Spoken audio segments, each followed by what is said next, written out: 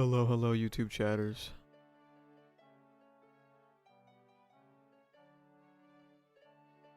Or allow me to copy the stream link real quick.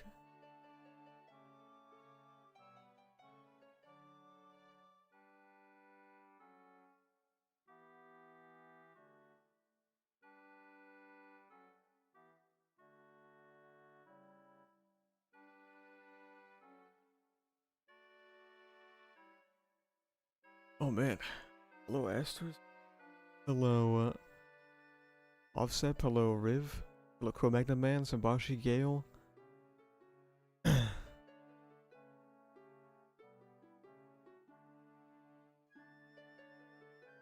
What the hell is that?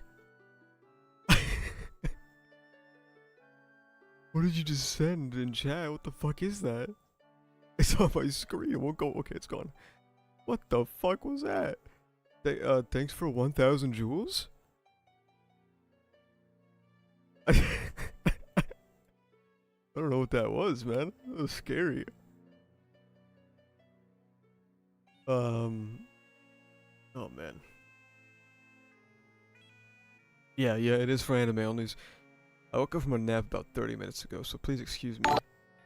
What the fuck was that? Yeah, really. I'm using the text of the 30 months matter. Natsuki Daniel, okay.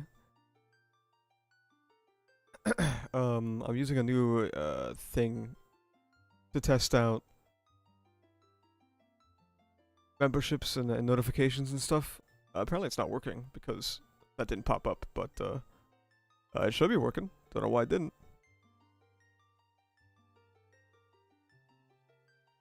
Thank you for fighting the good fight for refusing to call Nubru Daniel. Yeah, I'm not doing that, man.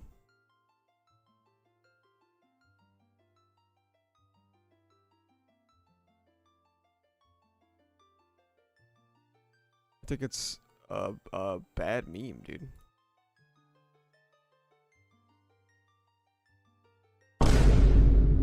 Okay. Why is it not appearing? The sound is definitely being made, but it's not appearing. What the fuck, man? How are you so fast at uploading the video? Oh, who could say, man? I got my own tricks.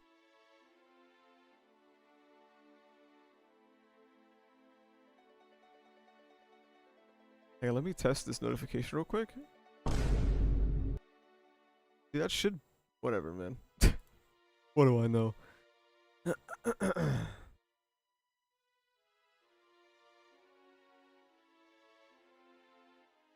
It's literally just AI TikTok slap. I don't know why it's popular in the first place. Yeah, I don't know, man. But that's what it is, I guess. What can you say? I'm confused why is that's not working.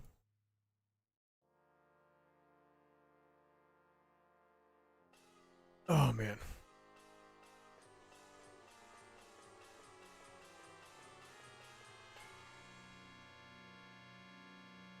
Got good expressions throughout the episode. Yeah, some of the drawings weren't that, some of the drawings were kind of iffy or flawed, but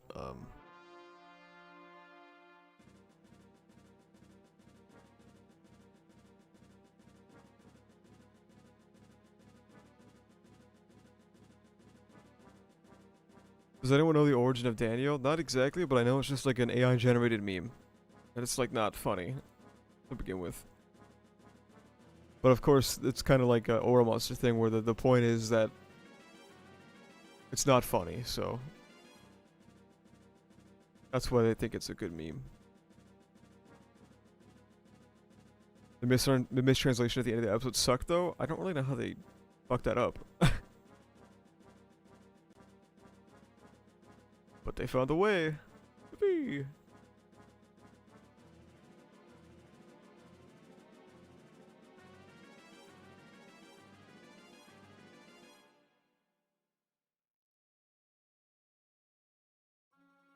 You forgot to mention that him pissing his pants and hair was cut. I mean, I didn't forget. I just didn't.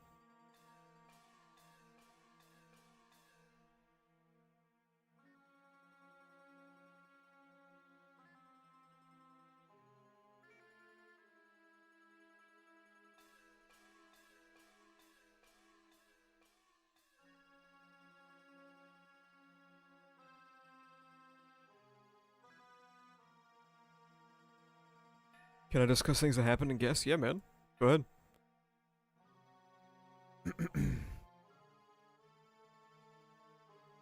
I'll just see what's wrong with the alerts later, but it's okay, I guess.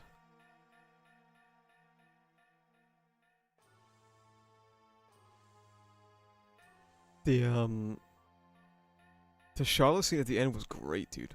Like, I thought that was fantastic.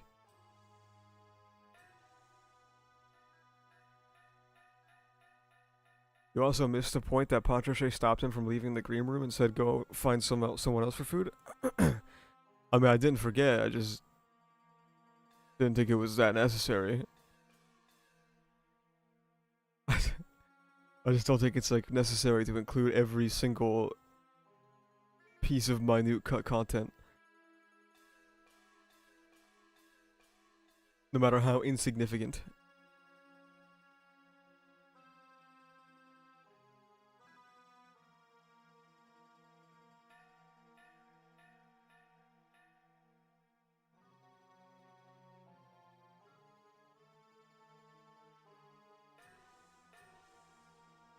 How spoiler free is this chat supposed to be? Don't talk about anything from the novels. I mean, cut content is fine, obviously, because of the obvious, right? Because my videos talk about it, so. But like anything beyond this point, that would be a spoiler.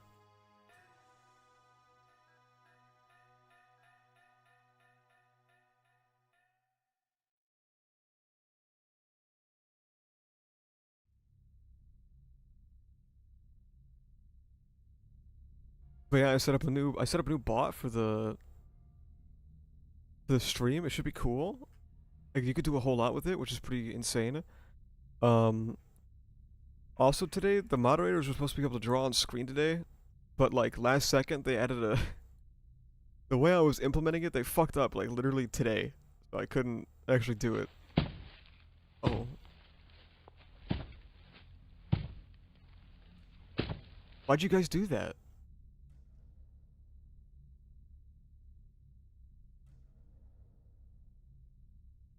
Yeah, no, I didn't think that Reed was playing with Subaru's guts either. That was insane.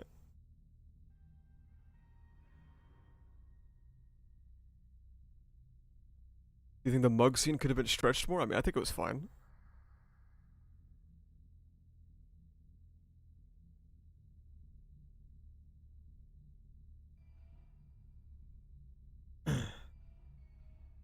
What happened? You guys triggered it, man.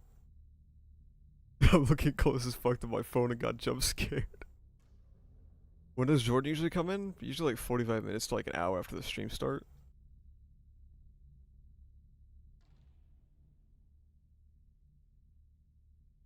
Ram was such a bitch this episode? Why? Okay. Why was Ram a bitch in this episode? I would love to hear it.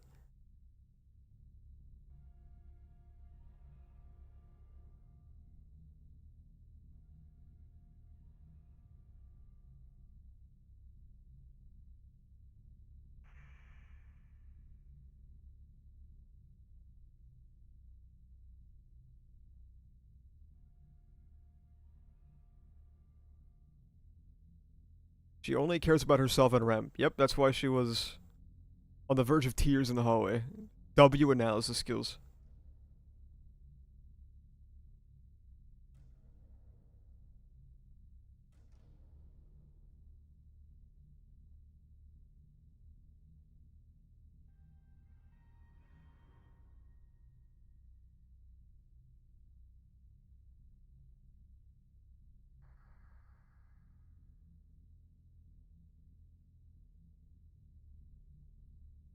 A lot of Twitter users aren't fucking with Ram because she said I feel bad for Rem at the end. Is everyone who watches the show a fucking idiot? Like, seriously, is everyone who watches ReZero a fucking idiot? That's the only thing I can think of. In that loop, Subaru has not told anyone that he has no memories. So yes, Subaru just starts freaking out. And yeah, Ram was like, okay, well, you're scaring the whole room, dude. You're scaring everyone, bro.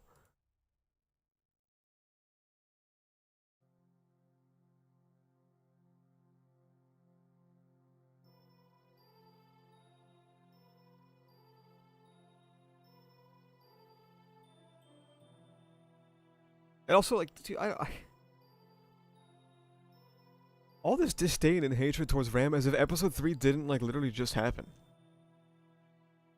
Just like a few weeks ago. As if you didn't literally see Ram, like, put her fucking life on the line for this guy because it would make Rem cry.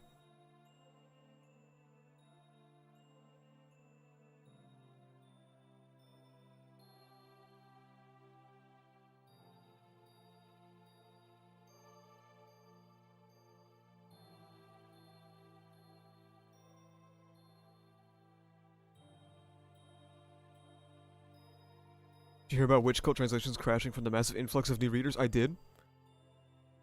I'm glad to hear that my series isn't washed.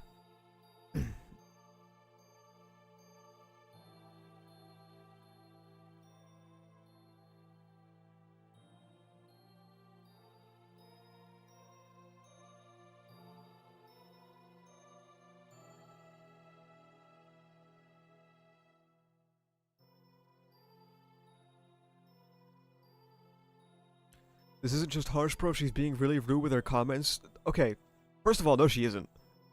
Fucking grow up, hair. Jesus Christ. Second of all, again, when she takes Rem out of the green room, they do not know that Subaru has no memories. They just think he's freaking the fuck out. And considering that he was getting physically violent, you know what? I think it's pretty fair to take Rem out of the green room.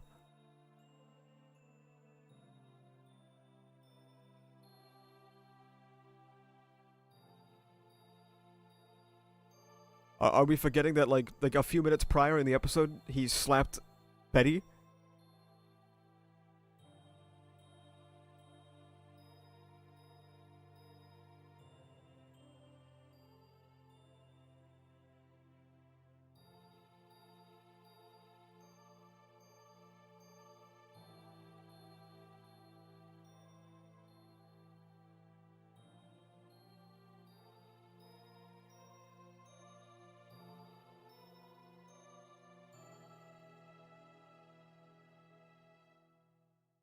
Should just watch Super have a full-blown panic attack where he slapped Betty and then they found his bloody body on the floor. I think it's valid for her to be weirded out. It is, yeah.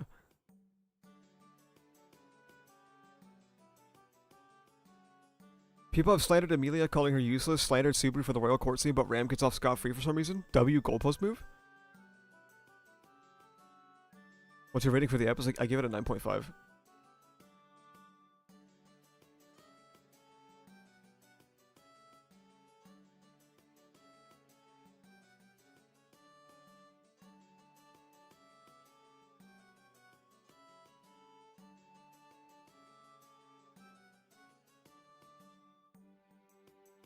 I'm good, man. How you doing? You guys like it when Blue Anastasia appeared, by the way? I think Betty slap is an anime only thing. It's not.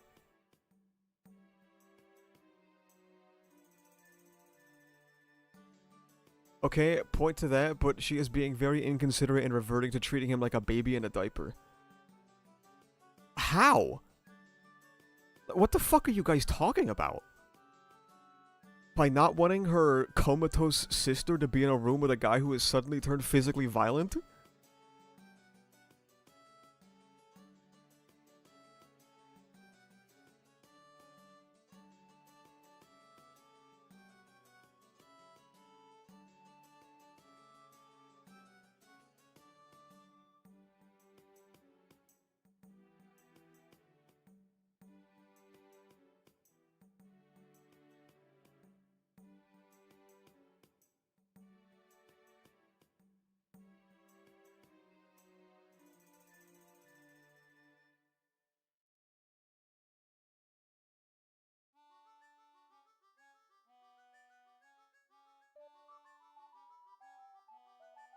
This is so confusing.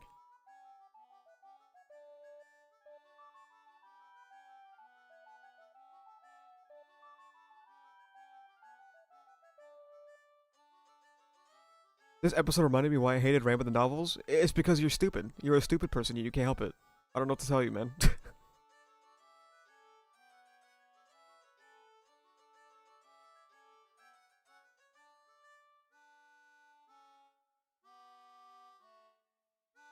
Ram isn't giving Subaru any props to how he got them even here, she just default to rudeness and passive-aggressive attitude.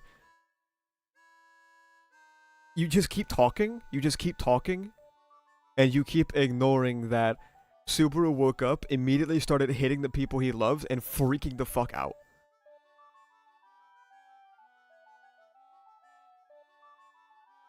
Ram a bitch, bro, simply put. Pisses me off how she belittles Subaru so often yet demands so much.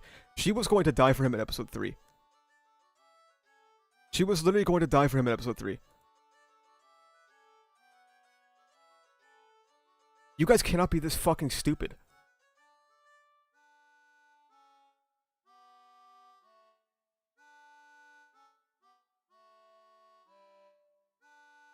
In the Witch Beast crematorium, she put her fucking life on the line for him.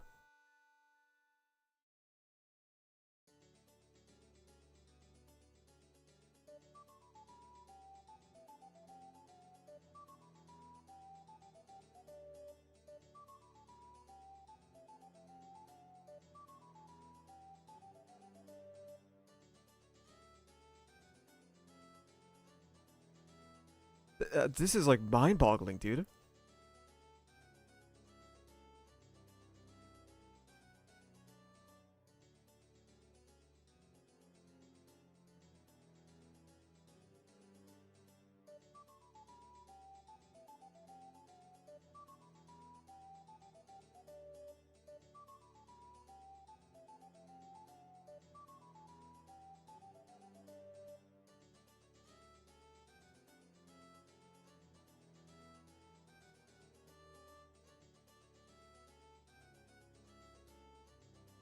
Come on, bro, it's not that. You would gauge your heart out for me, brother. It's the little bad things that count. Tell me you remember the nice things someone did when this world has magic and beasts. Come on.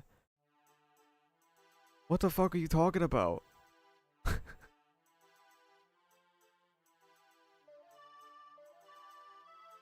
makes it even more fucked up is that I know for sure that if this was Ram in Subaru's position, then Ram would demand for Subaru to be considerate and understanding. Guards, seize him. Guards, seize him, please.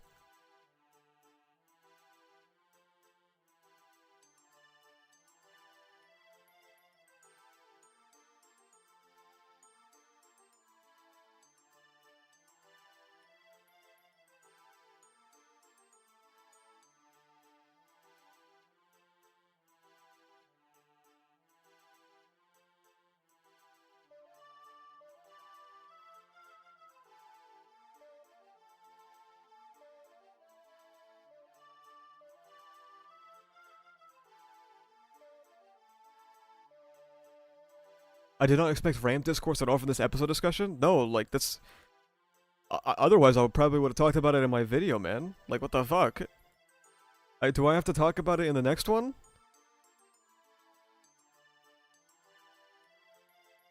Maybe in the episode 9 video, I gotta do, like, a Ram defense squad? Like, Jesus fucking Christ, you people are so unreasonable.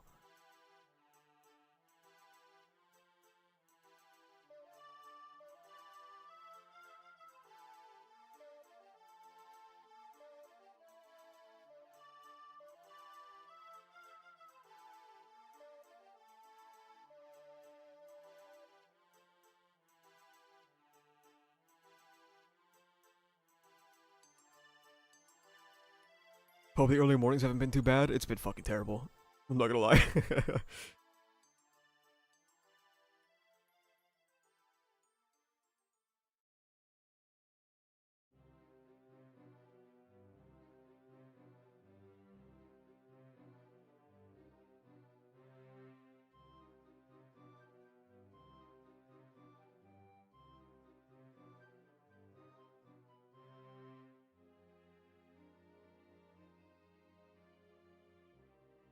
When you say you guys, is it usually just one or two crazy people in chat? Like, don't associate all of us? Okay, do you need me to hold your fucking hand too? Yes, if you're not talking about it, you're exempt from the criticism. I'm sorry that you felt lumped in for some fucking reason, okay? I don't know what to tell you.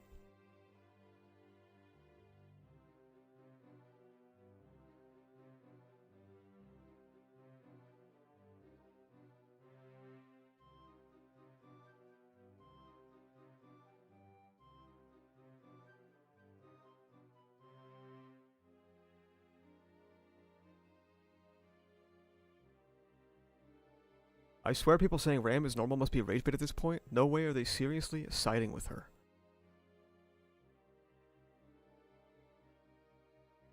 Guards, seize him. What's your fucking name?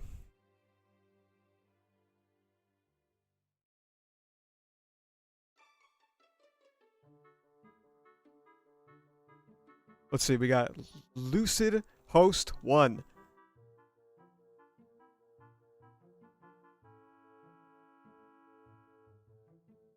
Alright.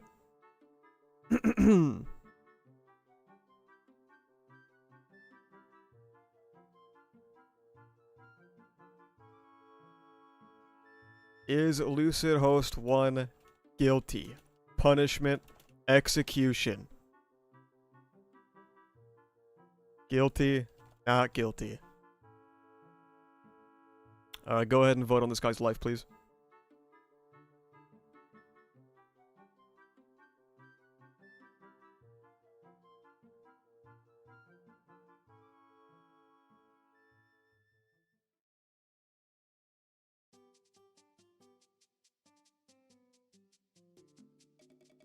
If you guys haven't realized it yet, when I called for the guards to seize that guy earlier and it didn't happen,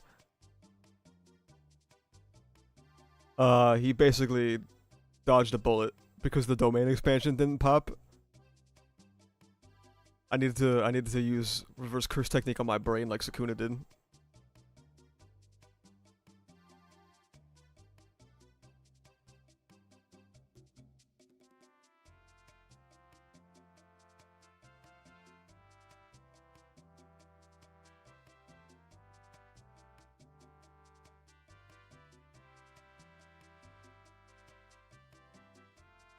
He's trying to save himself. You guys see him type it in chat? Trying to save his own life.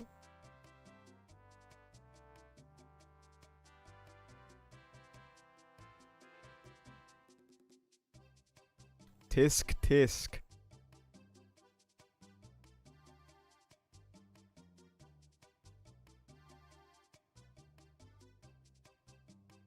It's not looking good, buddy. Oh man. 135 votes. Woo!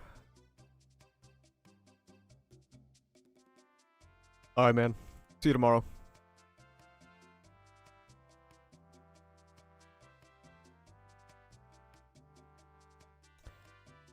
We got a lot done today in this courtroom.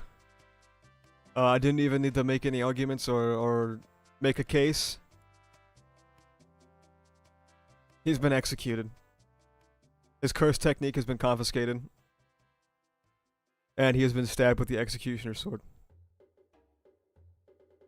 We're done here. It just didn't go back. Oh, wait, there we go. Did you like how they killed Super the second time? Yeah, it was awesome, dude. Can we start decorating the courtroom instead of the office? Yo. I spent the whole budget on a new room. I don't got the funds. I mean, I get... do you guys want to do that? Like, well, I guess we can put things in both rooms. If you want to.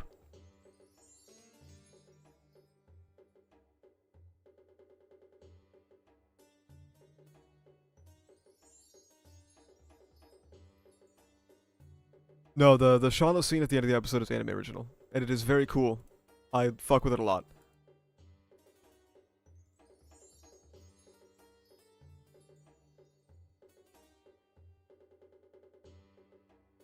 The office is gonna run out of space eventually. We'll just start putting stuff on Jordan. We'll just start like stabbing it into him, you know? Dude. We should nail Jordan to a cross.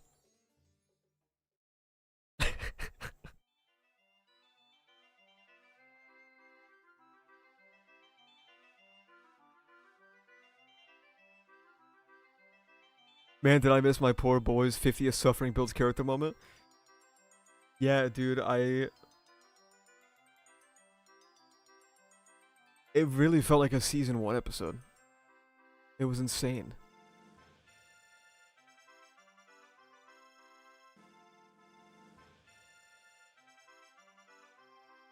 Did Subaru slap Beatrice in the light novel? Yeah.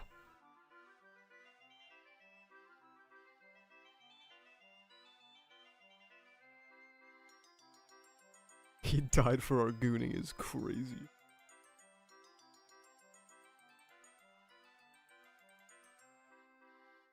Jordan hates Super now because he punched Beatrice. I know he's like gripping his steering wheel hard as fuck right now driving home. He's about to rip that shit off the fucking the dashboard, bro.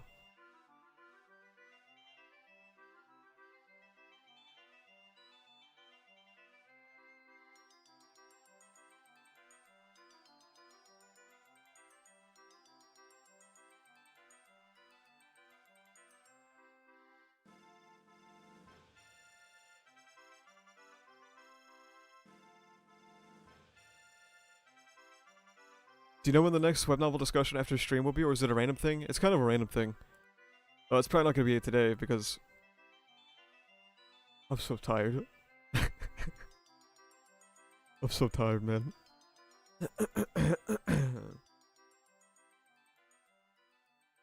Guys, we can finally tell Jordan about the quote Jordan bit. The time has finally come that he can know the source, the origin.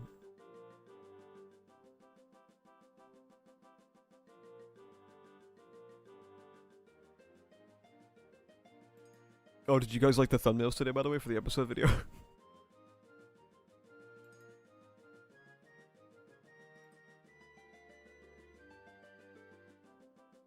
What is your sleep schedule?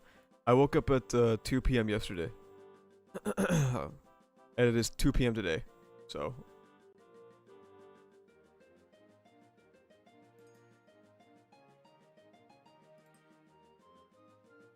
Thumbnail had good drawings, thanks man.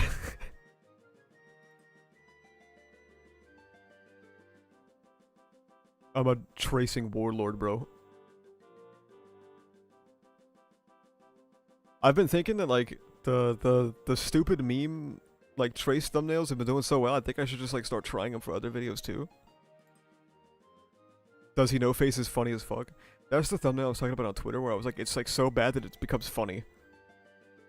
It looks so awful, but like that's what makes it a good thumbnail, I guess.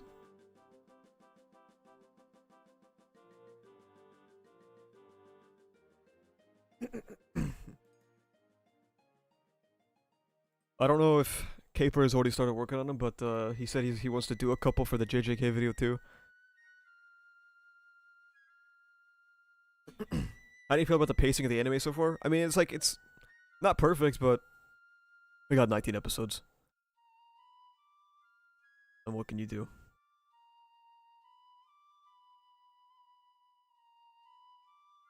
Tracing Aura Monster next episode. Yeah, I gotta figure out what to do for that. Aura Monsters are really, that's a big day. How long is the JJK video right now? The JJK video is probably gonna be like 50 minutes. Something like that. It's gonna be longer than the MHA Retrospective Act 1. At least.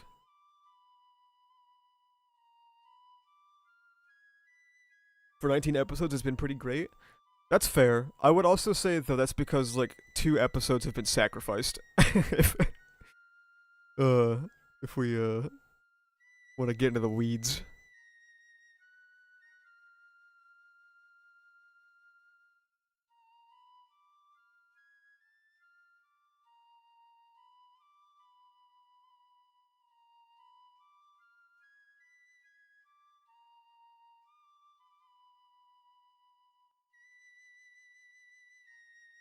Which cool translation website crashed after the episode aired? I know, dude, it's so cool. My series is back, bro. Have your hopes for the season changed over the course of the first 8 episodes? Yeah, I don't think it's gonna be dog shit anymore. I think, at worst, season 4 will probably be solid.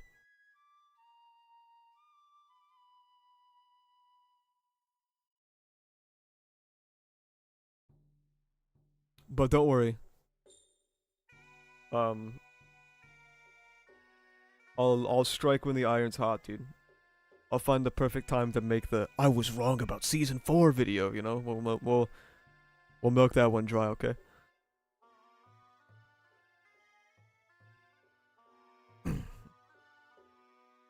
no way that many people went straight to the web novel. Looking at the reader stats, the stats for people reading Arc 6 skyrocketed after episode 7. Why are people not buying ReZero light novels as much as they used to? I don't think anyone really has an answer. We can only speculate.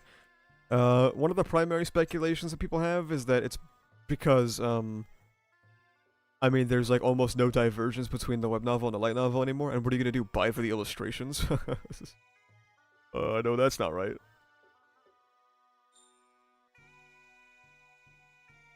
Have you been wrong? You've been glazing quite a bit so far? I mean, I made a video where I said explicitly, I'm not excited for season 4, so.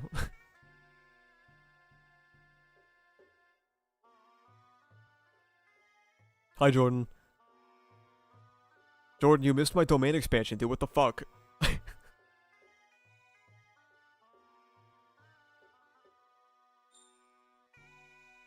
My apprehensions on the translation issues? Oh, we're talking specifically, well, when we talk about light novel sales, we're talking about the ones in Japan. So, if we're talking about the ones in America, yeah, I started collecting Japanese volumes instead of English ones. I have, some of Arc 8, all of Arc 9, and, the first volume of Arc 10. In Japanese volumes. Japanese volumes are so much smaller than American ones, or English ones rather. It's so funny.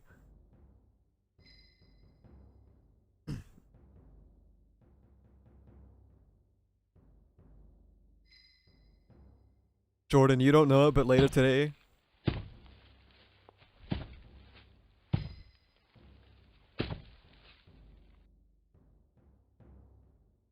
Jordan, you don't know it, but later today you're gonna get some crazy payoff, dude.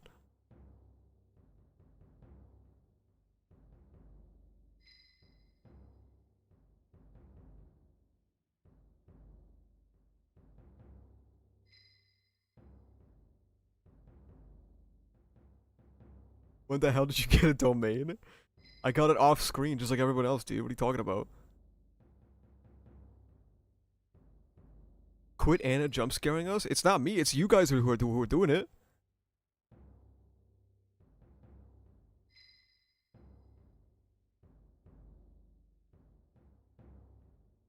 Also, are the audio levels okay for this stream so far? I turned up the,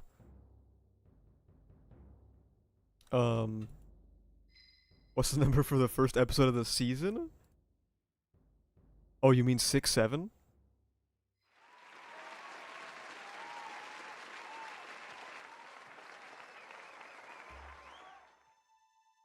No, I really didn't think I was gonna use the courtroom on day 1, dude.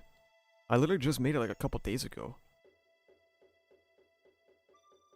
And I didn't think I was gonna execute someone instantly. Oh, sorry, yeah, I got interrupted in the middle of my thought.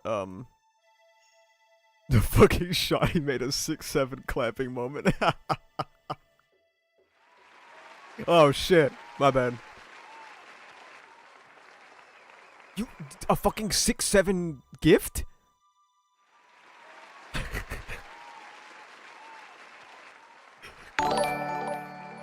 Oh, what the fuck?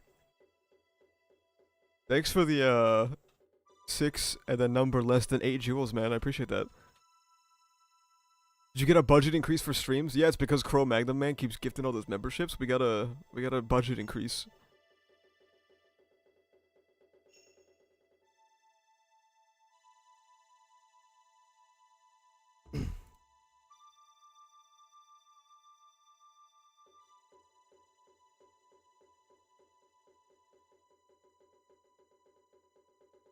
What's the trigger for the blue Anna? It's got a 20-minute cooldown, but whenever someone says blue in chat, blue Anastasia will appear.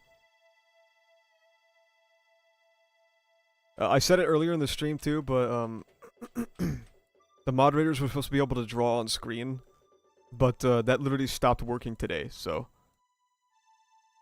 I'll have to figure that out. I didn't have time to fix it, so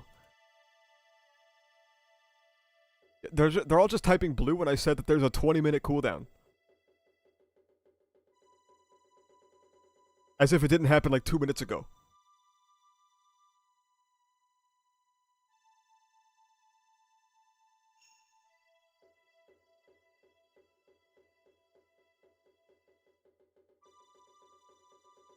What made Satella spawn in this episode? I'm glad you asked because it's not clear in the anime, but it's because he broke the taboo. What's your top 3 baddest characters in ReZero? I don't have an answer for this because I'm almost 30 years old, so I don't really engage in this kind of tomfoolery. Number 1 is Yorna, but besides that, I don't engage in this. In this public gooning.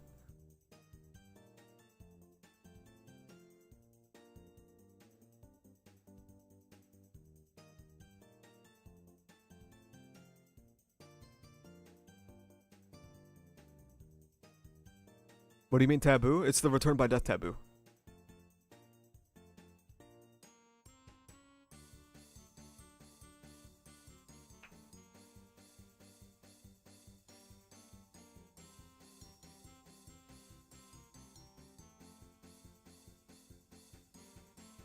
What triggers the aura monster animation?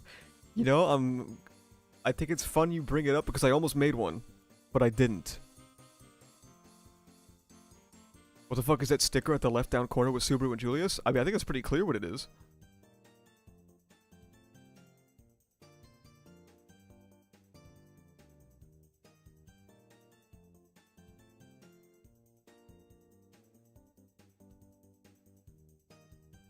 Honestly, I thought it was pretty clear why Satella appeared. Well, my issue with the Satella appearing screen, or scene rather, is... there's no time stop, which is weird, considering that's how the taboo works. Why didn't you make it? I didn't make the Aura Monster meme because I didn't know how to implement it. Well, like, I knew how, but I didn't know, like, how to execute it. I thought of it, like, slowly fading in on screen, but I was like, well, is that just kind of the same thing as the Blue Anastasia, though?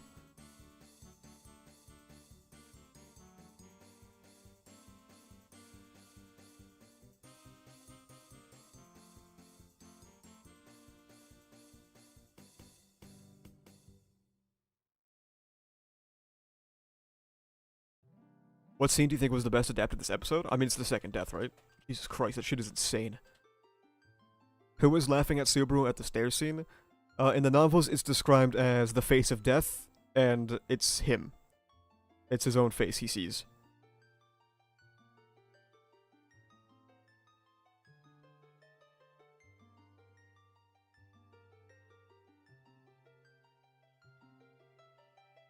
Oh, Jordan, are you listening right now? There's a Crunchyroll mistranslation at the end of the episode. I didn't tell you because I was taking a fucking nap, dude. I was snoozing. The Crunchyroll subs at the end have him say that he's just gonna have someone kill him or whatever. It's the exact opposite. He's like, I don't have to be killed or whatever. What's the song playing in the background? It was, Great Fairy's Fountain, The Legend of Zelda Majora's Mask. And now it's Astral Observatory.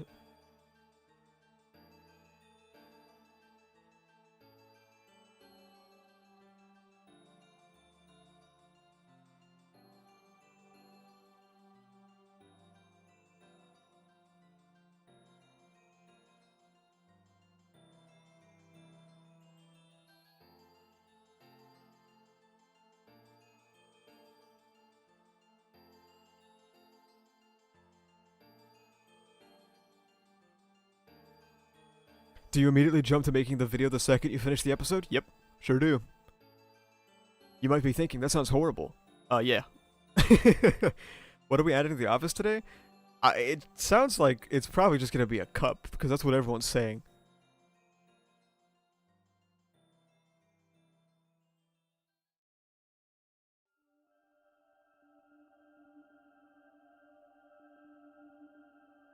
The question is, as Pyro suggested earlier in stream, do we need to add things to the courtroom? Or are we just putting stuff in the office? If we put stuff in the courtroom, I don't know when we're gonna see it again. Because I don't know how often we're gonna be putting people in court.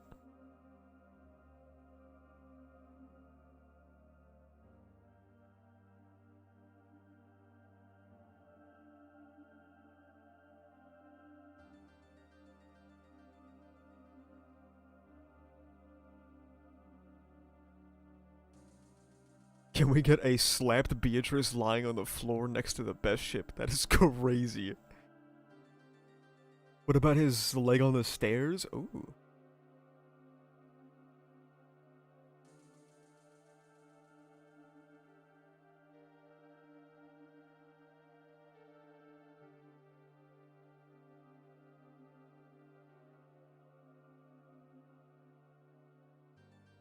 Will the rest of Arc 6 be this brutal?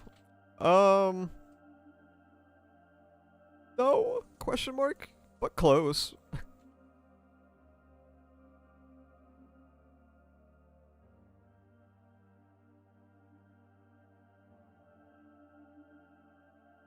Two in-loving memories.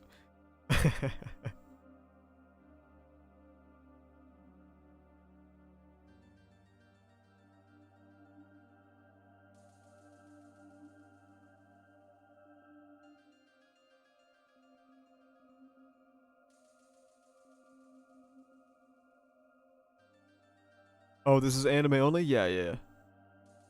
If someone starts talking about novel content, I'll execute them, so don't worry about that.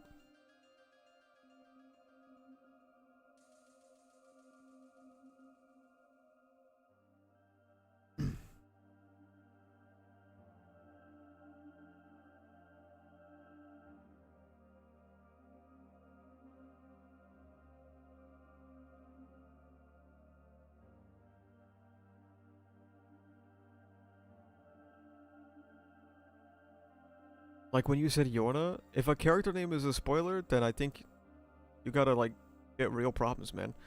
What should we add to the office? We got cup, Subaru leg redux.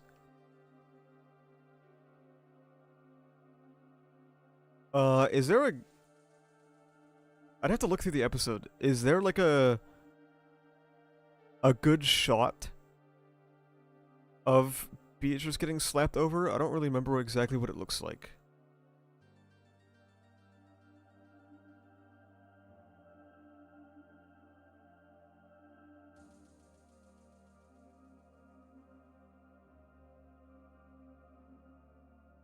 Only far away shot.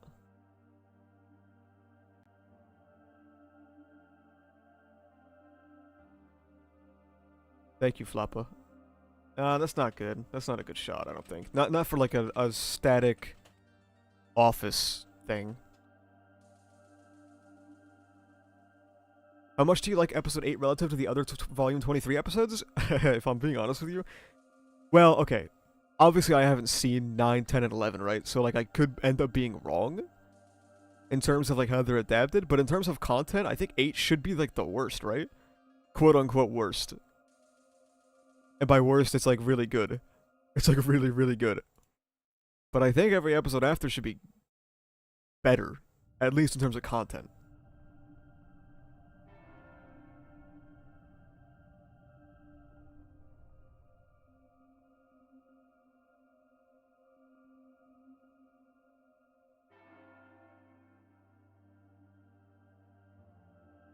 Well, Pyro keeps talking about putting Jordan in the hole more, so let's just like... just put Jordan more in the hole.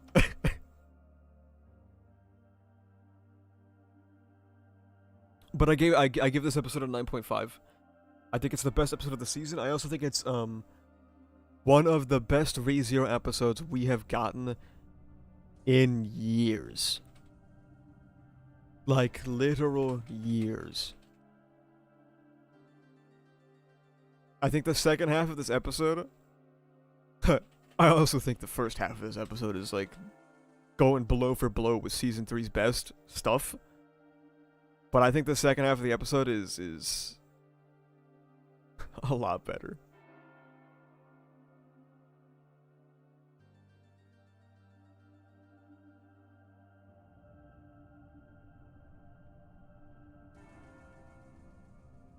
You thought they were gonna butcher this episode the most? No, I just think it's like the worst content-wise for this volume.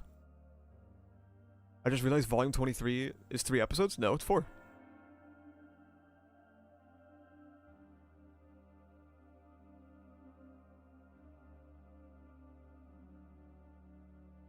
Should the fourth object to to vote on, should we give Jordan like a little staircase? You guys can either vote to put him more in the hole, or to give him a little staircase he can rest on.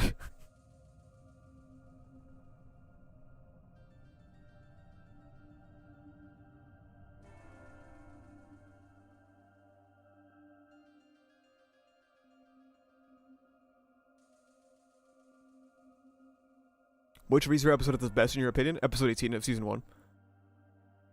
And that's primarily because I think that episode 18 of Season 1 is like the best anime episode I've ever seen, bar none, for everything ever. Does the episode release mess with up your daily routine? Oh yeah, really bad, dude.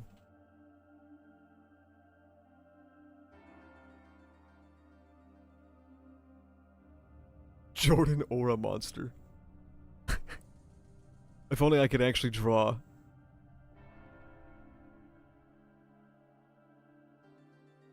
What's episode 18 again? From Zero.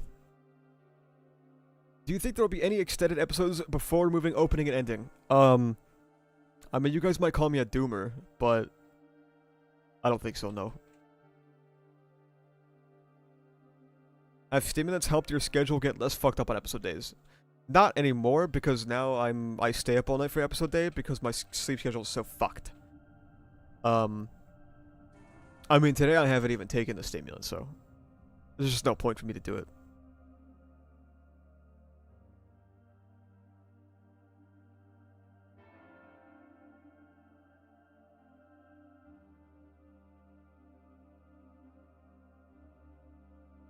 In this core or even core 2 as well, I personally don't think we're gonna get extended episodes, period, man. Like, I don't think it's gonna happen. I would love to be wrong. That would be awesome, but, that's just how I feel, unfortunately.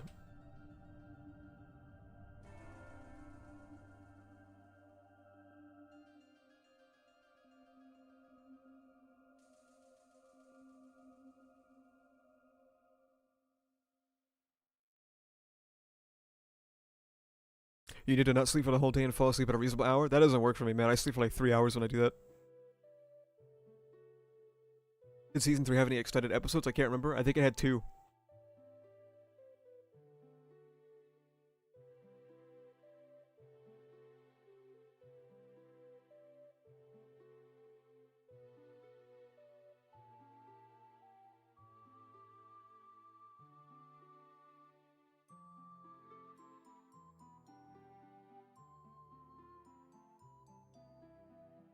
Is it true that the author stated that Ram was in denial of Subaru losing his memory because if he did, then no one will know how to cure Rem?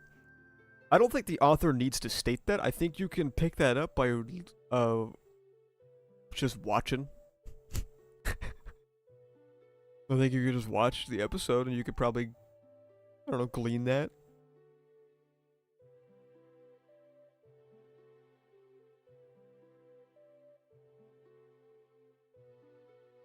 You think Core 1 will end at a big cliffhanger? Yeah. And by think, I mean I know. Why do you sound like you just woke up? Because I did. Do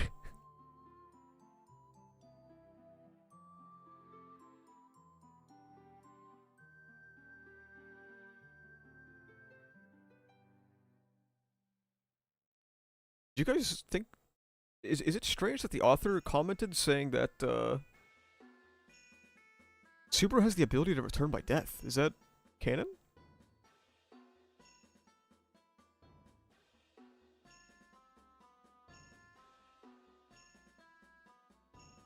It's 2 in the afternoon, man. You don't know the trials and tribulations that I've been through.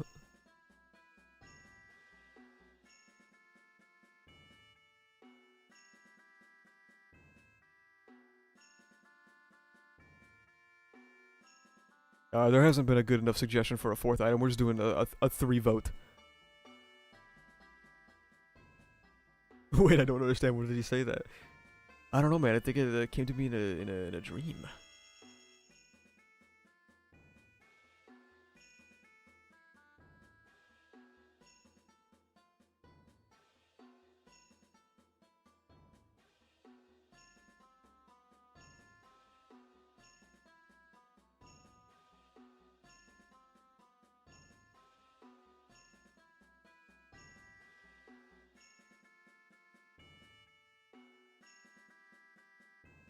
What is this stream about? A bunch of bullshit, man. Don't worry about it.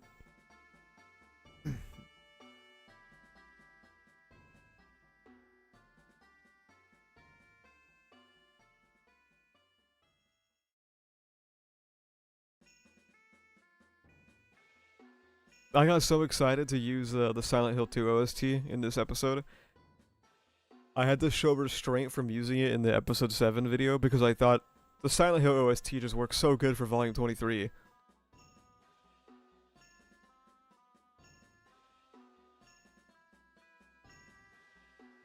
Also, the episode 8 video is already at 20,000 views, which is insane.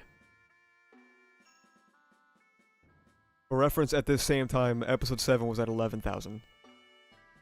Episode 6 was at 8,000.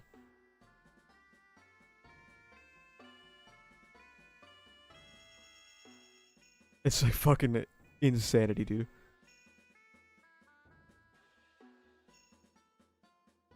Ram deserves to be slapped more than Beatrice, in my humble opinion. Guards sees him. We gotta do this again. We gotta do this again, man. Dreamcaster 560. Ram deserves to be slapped. And look at that, you fucked up my text centering. Look what you did!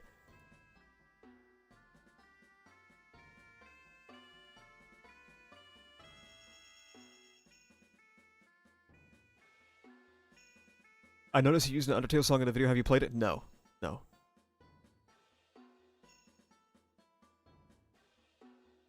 This is awkward. We already got a poll running.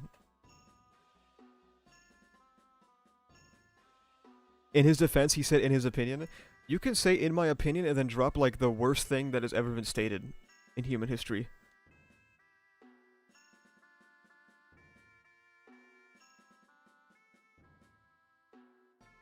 Are those stairs on the side of you? That's an astute observation. It's cupped by a fucking mile. Let me just finish this.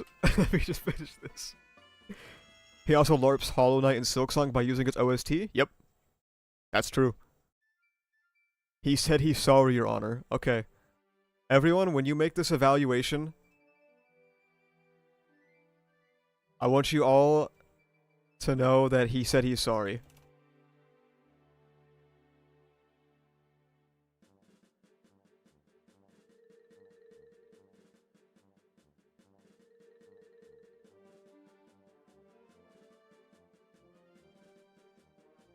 Have you played Ace Attorney? I have, actually. Don't tell me what happened in it, because I don't remember. But I did play it, yeah. Oh, this one's way less clear. Whoa, this one's a 54% for being guilty? Have you played Deltarune? No.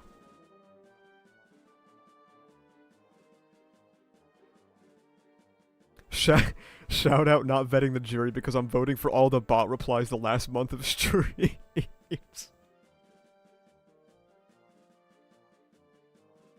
I assume you haven't played Sonic, but have you? I played Sonic on the Dreamcast? Maybe?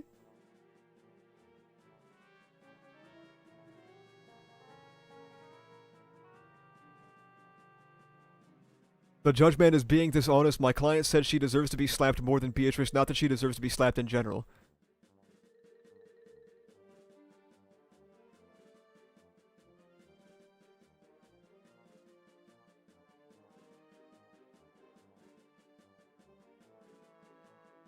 Hasn't played Undertale or Deltarune?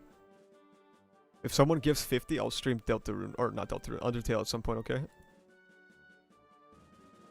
Are you a Final Fantasy XIV fan? Actually, no. I did not like that game. Unk Alert? What the fuck? This guy just said Unk Alert.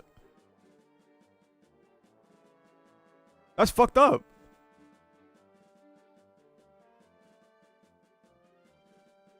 Guards, can we kill this guy? Help! Oh. Haha, we're safe in the courtroom, buddy.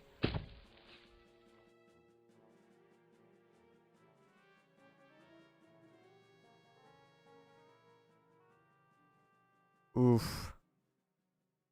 58% to execute Dreamcaster.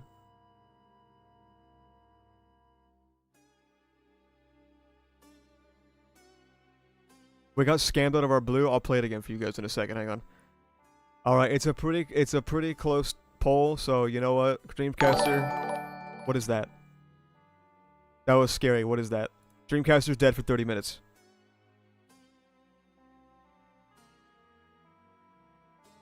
Oh shit. 20? What the fuck? It's a Trump bot, dude. We're hitting the big leagues, dude. We got Trump bots. Thanks for the 20 gifted, man. We're done here. Oh my god. Now you gotta play, bro? Actually, that's 20 out of 50, so... I don't know if you, I don't know if you noticed that one, but, why aren't my alerts working, man? It's driving me crazy!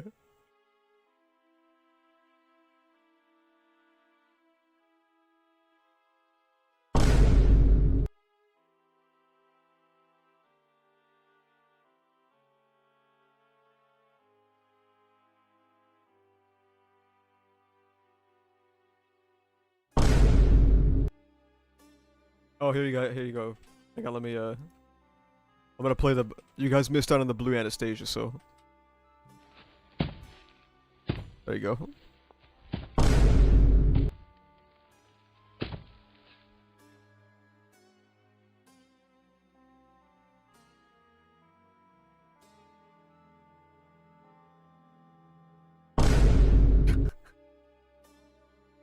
Why won't it stop?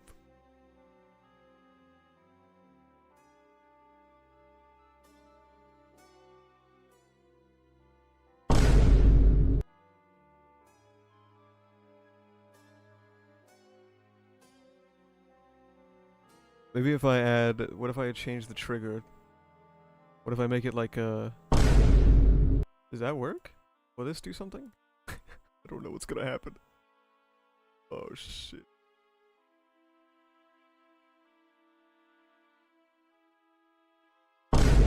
Oh fuck, it's not working.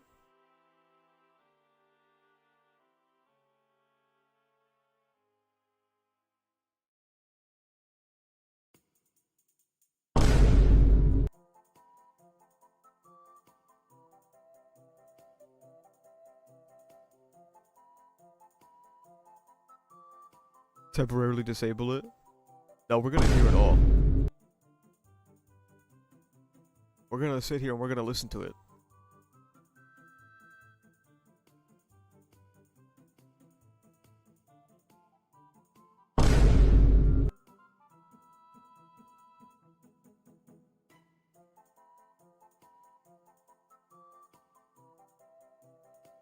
Oh, I see what I fucked up.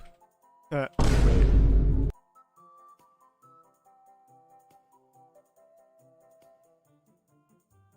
I think what did I do wrong, man?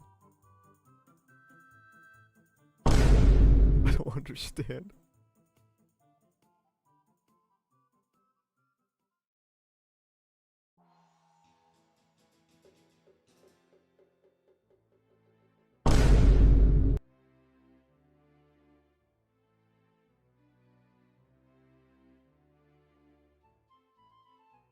It should like appear. Like watch, I can test the trigger right now. Look. If I test it, it appears. What happens if I do this one? Oh shit.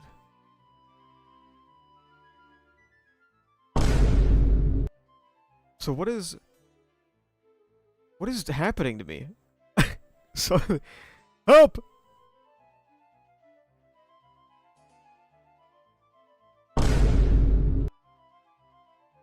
Any hopes of another live stream featuring Garkar soon? Yo, Julius Jaculius, I saw you, motherfucker. You commenting, talking about wanting to take Garkar's hand in marriage, alright?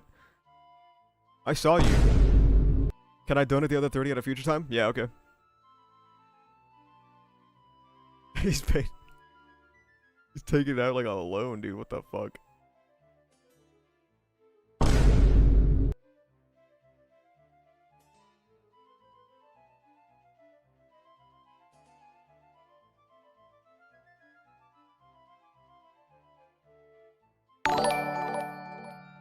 I don't even know what that was. I don't even know what that was.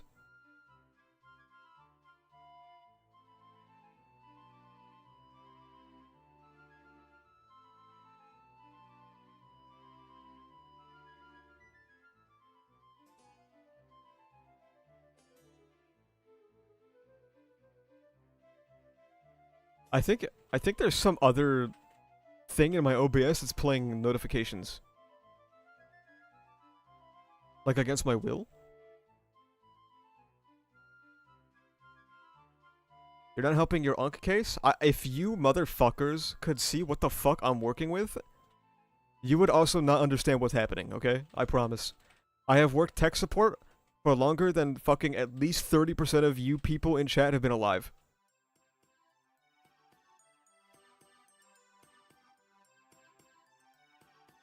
Alright, let me add the cup. Jordan! Jordan! Are you support LGBT? Yeah, man.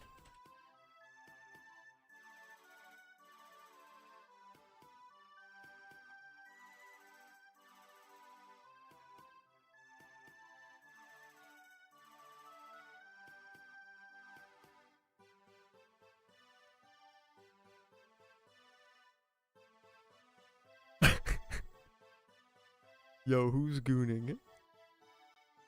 Okay.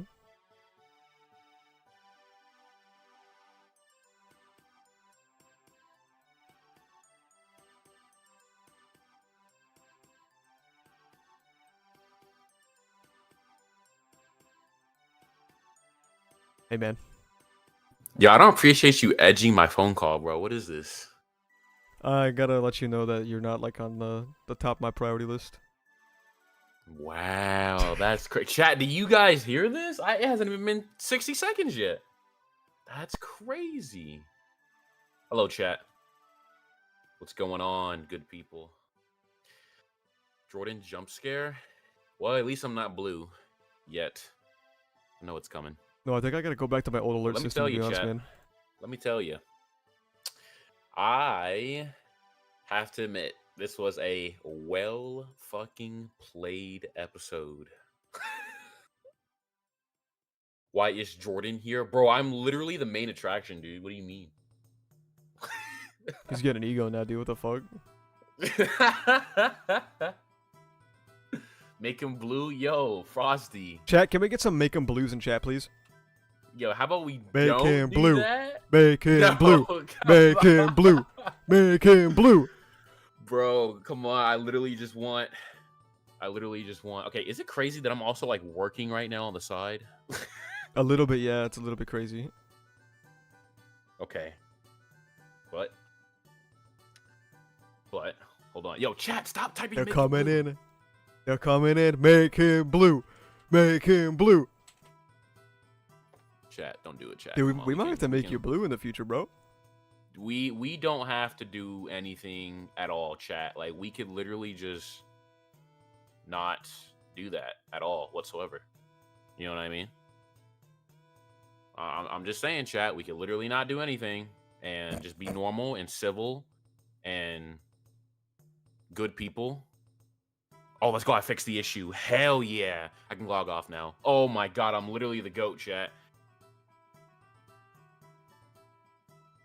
You guys compiled all of your power, and you fucking did it. No, turned- why am you I turned- blue? Why am I blue? Don't piss me off, chat. Don't piss me off. I'm already pissed off at another thing this week in the episode. Don't piss me off. Don't piss me off. Oh my god. No, bro. I'm itching over here. I'm itching. No, bro. I looked away for 1 second to close out this last little issue. And I come back looking like Papa fucking Smurf, bro. Atlanta edition. Y'all got me fucked up, man. And now they This is know that. crazy. And now they know that if you're bad, they can turn you blue whenever they want. They're gonna do that anyway every week now. Like, what do you mean if I'm bad, bro? They're gonna just throw tomatoes whenever at you're me. bad, Make me they can blue. turn you fucking blue, dude. Yo, chat, can I be like, chat, come on, man. Chat, please. Keep him blue, dude. They want you to stay blue. Yo, chat, listen. We gonna have some problems, chat. I will boycott my appearance next week. All right, make me purple. Is Jordan real bald or fake bald? That technically real if I'm counting like how low I get my haircut, but It's fake. That means it's fake. Yeah, he's a fake yeah, bald. it's fake. No, I have a low 10 fade. Yeah, that's usually. Could Jordan the Michael B- hypothetically dye his hair blue? Ooh. I could, but I'm pretty sure my dad's gonna drop kick me and be like, "Why did you dye your hair blue? What are you doing, young man?" Bro coming in the Cut work. buzzed as He's fuck. fucking blue now, dude. I do have the low taper fade. It's just true. I do have a 10 fade, chat. I do have a 10 fade. I'm working on getting my waves back. You know what I mean? When he slanders Elsa, he will be converted to blue. This is crazy. Oh my god. Cosplay Rem. I already did that. It's top right. You see the picture frame? That's my best attempt at Rem, chat. Look at my fucking. Look at my arms, bro. It's busting out the seams out of that joint, bro. That was the longest evening ever. The way my friend had to tie it around me, bro, and like I had to stay still with that perfect fucking Subaru pose, bro. Oh my god. That was rough. That was rough, chat. What was what? What is everybody talking about? I don't know. What's going on?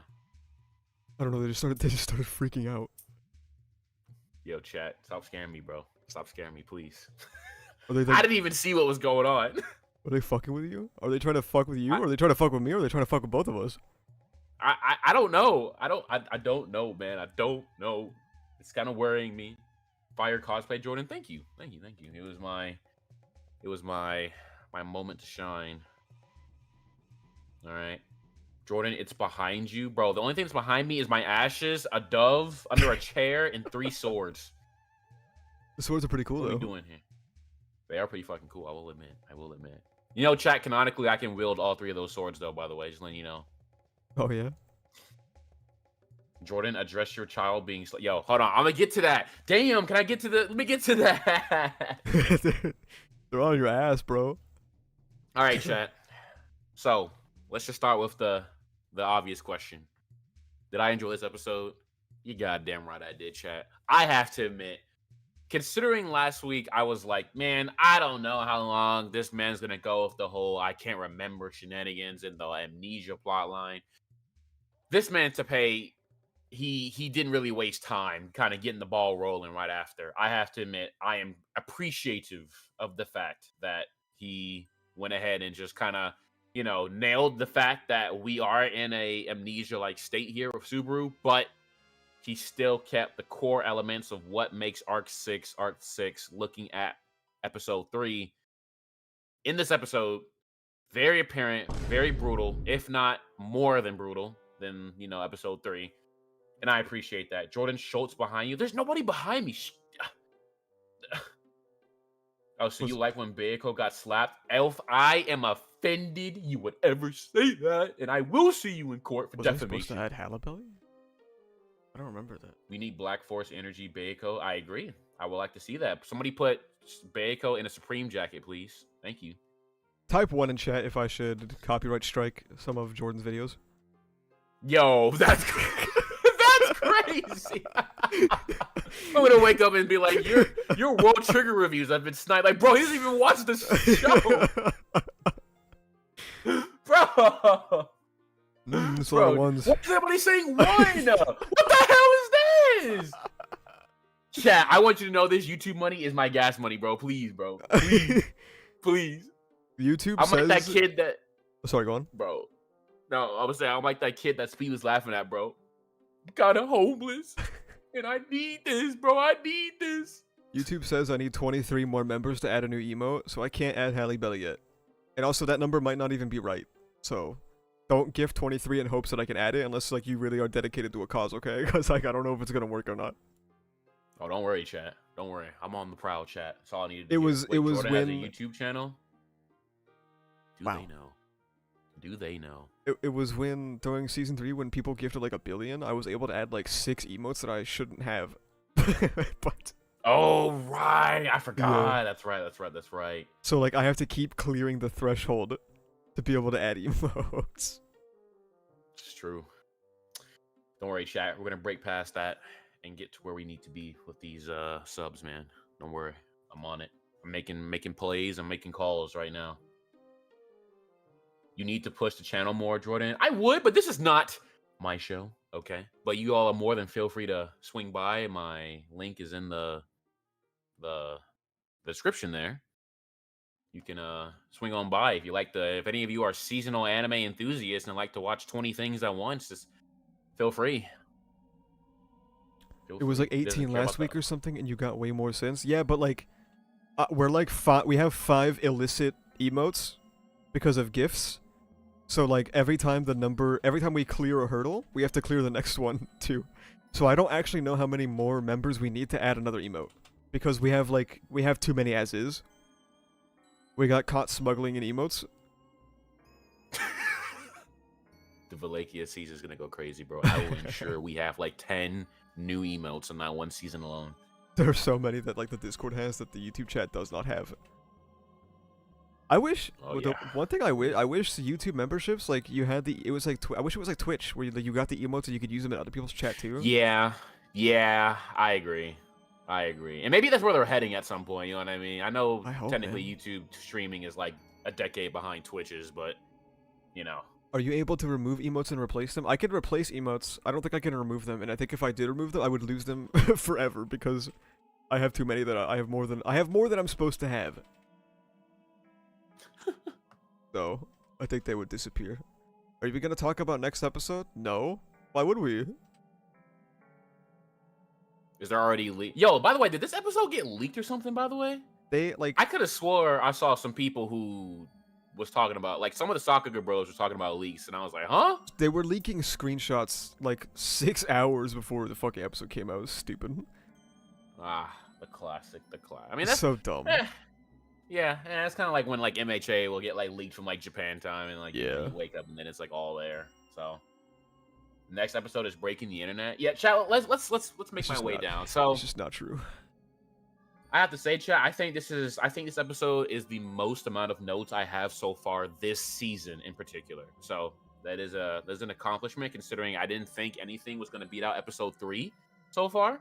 But I'm impressed. But to start off the episode, chat, my first note is, oh god, it hurts, because man, seeing that pose and all that, just, you know, Subaru shenanigans at the beginning of the episode again, I am just reminded of how this fucking guy used to be, man. But, you know, obviously, you know, he's going on about, you know, I'm an ignoramus, but hope you treat me nice. And I'm like, bro has no fucking idea. You know, like, he has no idea what's going to happen to him. I did like how he was trying to kind of cheer up Emilia and Beiko about how he was saying that, you know, when it comes to short-term amnesia, or, you know, pretty much like whatever symptom that he said, I'm pretty sure it's like short-term amnesia or like short-term memory loss. He was like, you know, it usually reverts over a certain moment. So I think that's kind of like Teppei saying, hey, it's going to be like a really critical moment when this, you know, when he gets his memory back. So again, looking forward to seeing how this is resolved. Again, this whole thing with amnesia, to me, so far it's being executed well. All comes down to really how it's resolved. You know what I mean?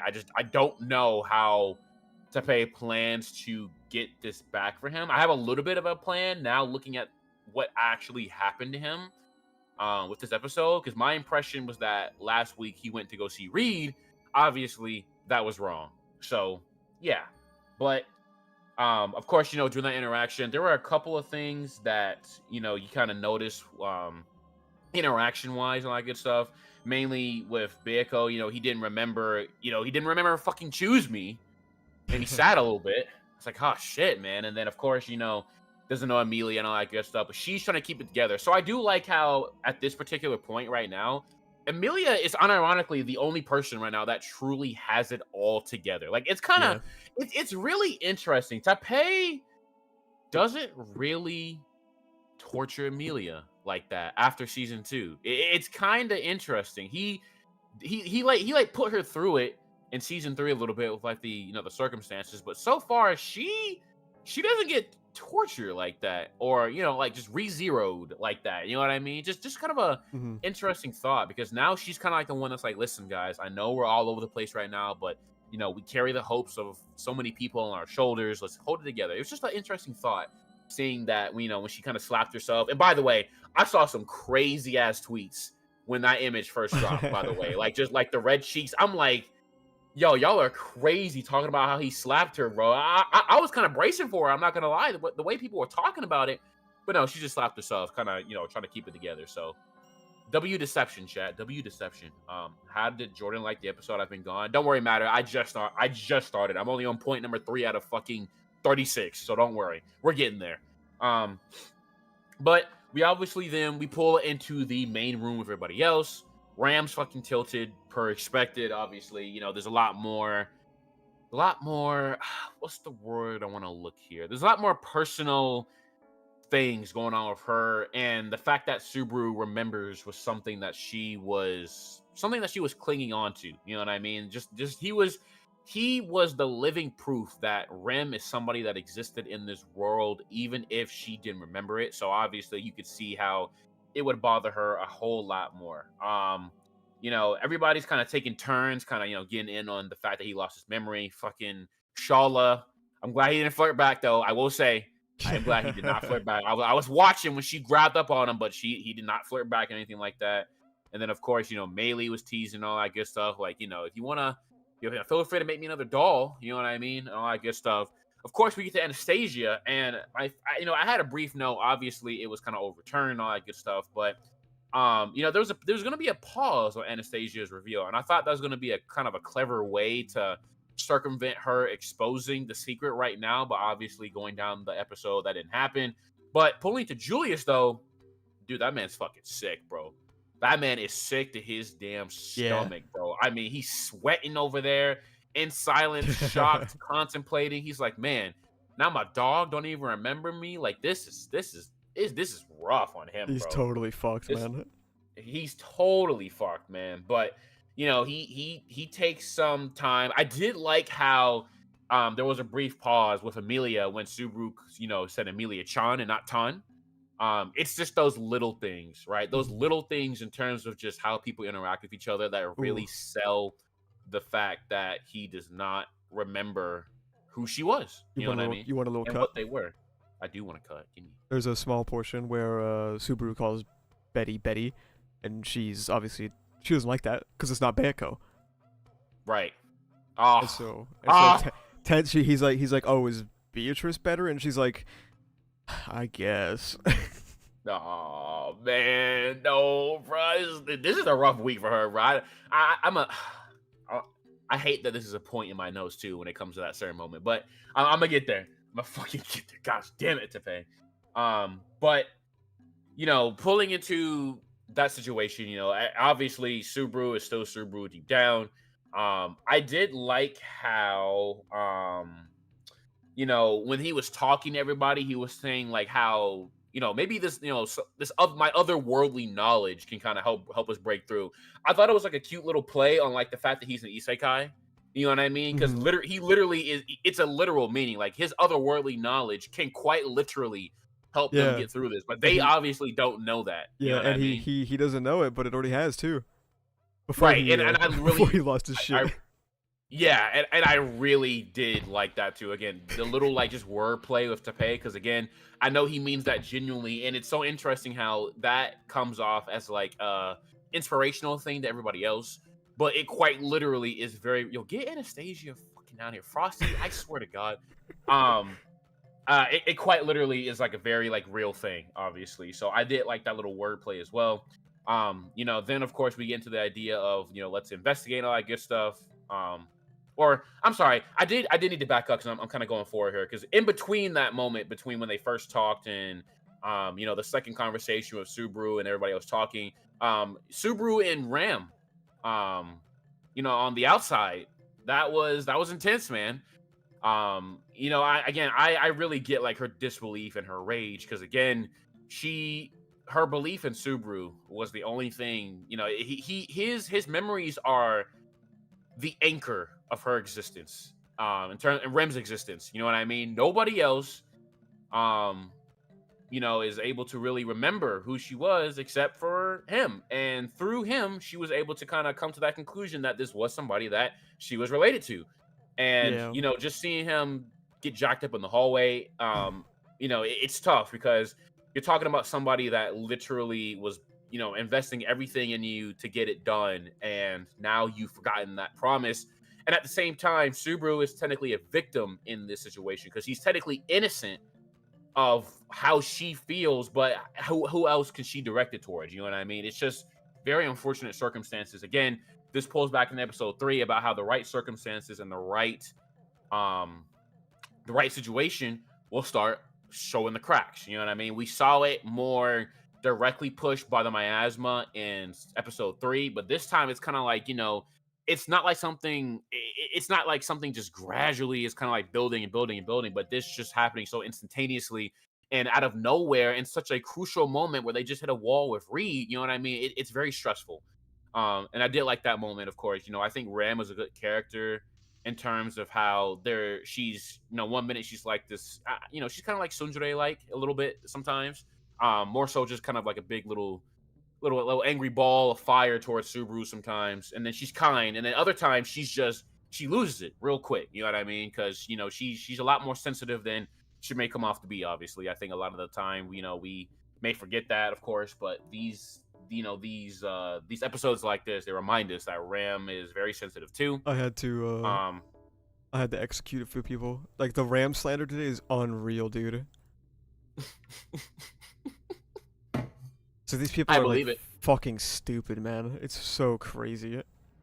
I believe it, man. I absolutely believe that they are just not happy with her. You know what I mean? And I mean, I get it. You know what I mean? It's a clash of emotions. It's a clash of a very frustrating situation. You can't do much, but just watch it all play out. But yeah, so we then coming back to the room, right? Everybody's eating breakfast. Then we have the moment where Subaru's talking, all that good stuff. And then, of course, Anastasia does reveal that she isn't who she is and all that good stuff. There is one line. So am I to understand that Emilia did catch on to her not being her, essentially? Because there was a line in the episode, I'm pretty sure. Let me pull it up on my second monitor here. Where I thought maybe Emilia was catching on that Anastasia was not her. Let me see here. It's because Aridna starts talking in like third person basically about Anna. So she's like, okay. Yeah, because she goes, you talk about Anastasia as if she's someone else. And then she goes, so it's true that you're. You know what I mean? Oh, okay. Never mind. I see how this conversation is phrased, actually. So, never mind. She's saying in that moment, it is true that what Anastasia is saying is true. Okay, never mind then. She didn't catch on. That's me misreading the flow of the conversation then. So that's my bad. Chat. But yeah, so again, at the beginning of the episode, I thought that it was going to be kind of circumvent that Anastasia was not going to have to speak on that, but she ended up speaking on that. So again, just another volatile condition added onto the mix. You know what I mean? We have an unstable Ram. We've got a watcher of the tower that you can't really fully trust. Julius is in a tough spot. Anastasia is in a weird spot. Subaru is in a very rough spot. And Emilia is quite literally the glue right now. But 6-7. Yeah, so obviously the situation is not looking good. But the plan is now is, let's try to retrace our steps. Let's go take a look at the archive and all that good stuff. And yeah, so we're heading out to the archive and all that good stuff. Well, no, everybody else is heading out to the archive, but Subaru is kind of going on alone. I did find it again. God, it hurts, man. It fucking hurts seeing him like do the whole classic like, let me use my isekai powers, and he fucking gets whipped by his own whip. Like Jesus, bro. Please stop, man. Please stop. It's just like episode 1, and I also liked it because he tries to cast his magic, and then he's like, "Oh man, my gate really is fucking broken, huh?" Right. He's like, who the hell blows their gate on beginner magic? Like, I like that little stuff, man. It was funny. Good little just details there, just showing like he really is fucking cooked, chat. But then, as he's walking towards the stairs, he's looking down, getting a little nervy, and then he gets pushed. So at this point, chat, my sandwich is now consumed at work, by the way. So I'm locked in, leaning forward. I'm like, oh shit, here we go again. I almost made the thumbnail text today. Jordan will not stop eating Chick-fil-A. Dude, don't do that, bro. I had a Jimmy John's. Not Jimmy John's. Wait, yes, I did. Yes, I did. It was Jimmy John's. I almost did it for like no reason. I just didn't know what else to put. Just- What kind of sandwich you eat? I had a chicken bacon ranch, chat. It was pretty fucking. that's pretty baller. good. It's my That's pretty good. favorite. It's my favorite Wednesday sandwich now, chat. I get it every Wednesday for as long as ReZero season is airing. So, of course, we get our first death since episode 3. And at this point, so this is interesting because I wrote down in my notes, it's just like an overlap of memories, so to speak, because you're having somebody who doesn't remember who he was and doesn't remember Return by Death, experiencing Return by Death for the first time again, but then he acknowledges the fact that he has Return by Death. And he's like, what was the previous Natsuki Subaru doing? You know what I mean? It's like, I don't know, the way the way it played out in the episode was really good. It felt like this weird kind of like overlap or like deja vu of like, man, like he's experiencing the fact that he has Return by Death again, even though he just forgot it. Like, you know what I mean? It's very weird. Like, I don't know. Something about how it played out was very. It's also Kinda really stuck out to me. interesting. It's also really, really. I love the direction that Tape took with it, where he's like, "Why didn't Subaru tell people? Say something. Yeah. If my I power think is that's this what- great, why didn't he tell anyone?" Right. And I think that's when it really kind of started clicking for me. Like, you know, you get like this kind of afterthought of like, man, what was the old Natsuki Subaru doing? And I also think it just sets up a whirlwind of things. And you know, he's going through the events again, and then like you mentioned, you know, he questions the previous choice of return by death and all that good stuff. He's like, why didn't I tell anybody? And then so at this point, he's like, you know, I'm gonna go tell everybody. So at this point, I'm like, oh shit, dude, Satella's gonna pull up probably because we haven't had one of these moments in fucking forever. But as he's going around the corner, right? There, you know, I have this note here, you know, Subaru the liability, and everybody's kind of talking shit basically, except for Amelia and Beatrice. You know what I mean? And again, this is just really interesting about how, you know, Subaru is, you know, I saw somebody in the server mention like Glubaru and all that good stuff, but he really is the glue. And it really makes you think about how fucking crazy, right, ReZero's world is. Like a lot of these characters would not even remotely know what to do or know how to survive in these circumstances. And when you have this one character who manages to be like the ray of hope for everybody to get back on track, and something happens to them or they start falling off track, man, everybody just starts kind of breaking down again. And I find that really just crazy, but also in theme with how this season is going on, about how everybody's relationships and bonds are consistently tested, and they are constantly lit on fire under the most extreme or even minor inconveniences. You know what I Okay. mean? Sorry. People who are like chomping at the bit to call Ram a bitch in this episode, I'm just banning you. You're failing the IQ test.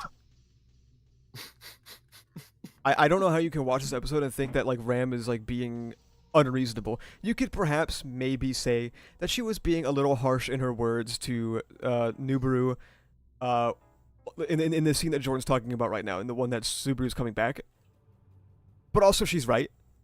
Subaru has lost all of his memories, and he's back at the point where they first met, where he was not exactly a standout or stand-up guy. Right. Yeah. Like this fucking this Ram posting I'm seeing everywhere is insanity. It's just insanity. Like I don't even shoot for Ram that hard, man. Like what the fuck is going on? Yeah, I know. That's what I'm saying. I'm like, bro. Oh my god. I mean, chat, I will say this. I feel like Ram was like more of like kind of mean in episode, like kind of like unreasonably mean in episode 3. Granted, of course, she was under the influence of the miasma, but she was more unreasonably mean there than like today. You know what I mean? Like again, you're talking about.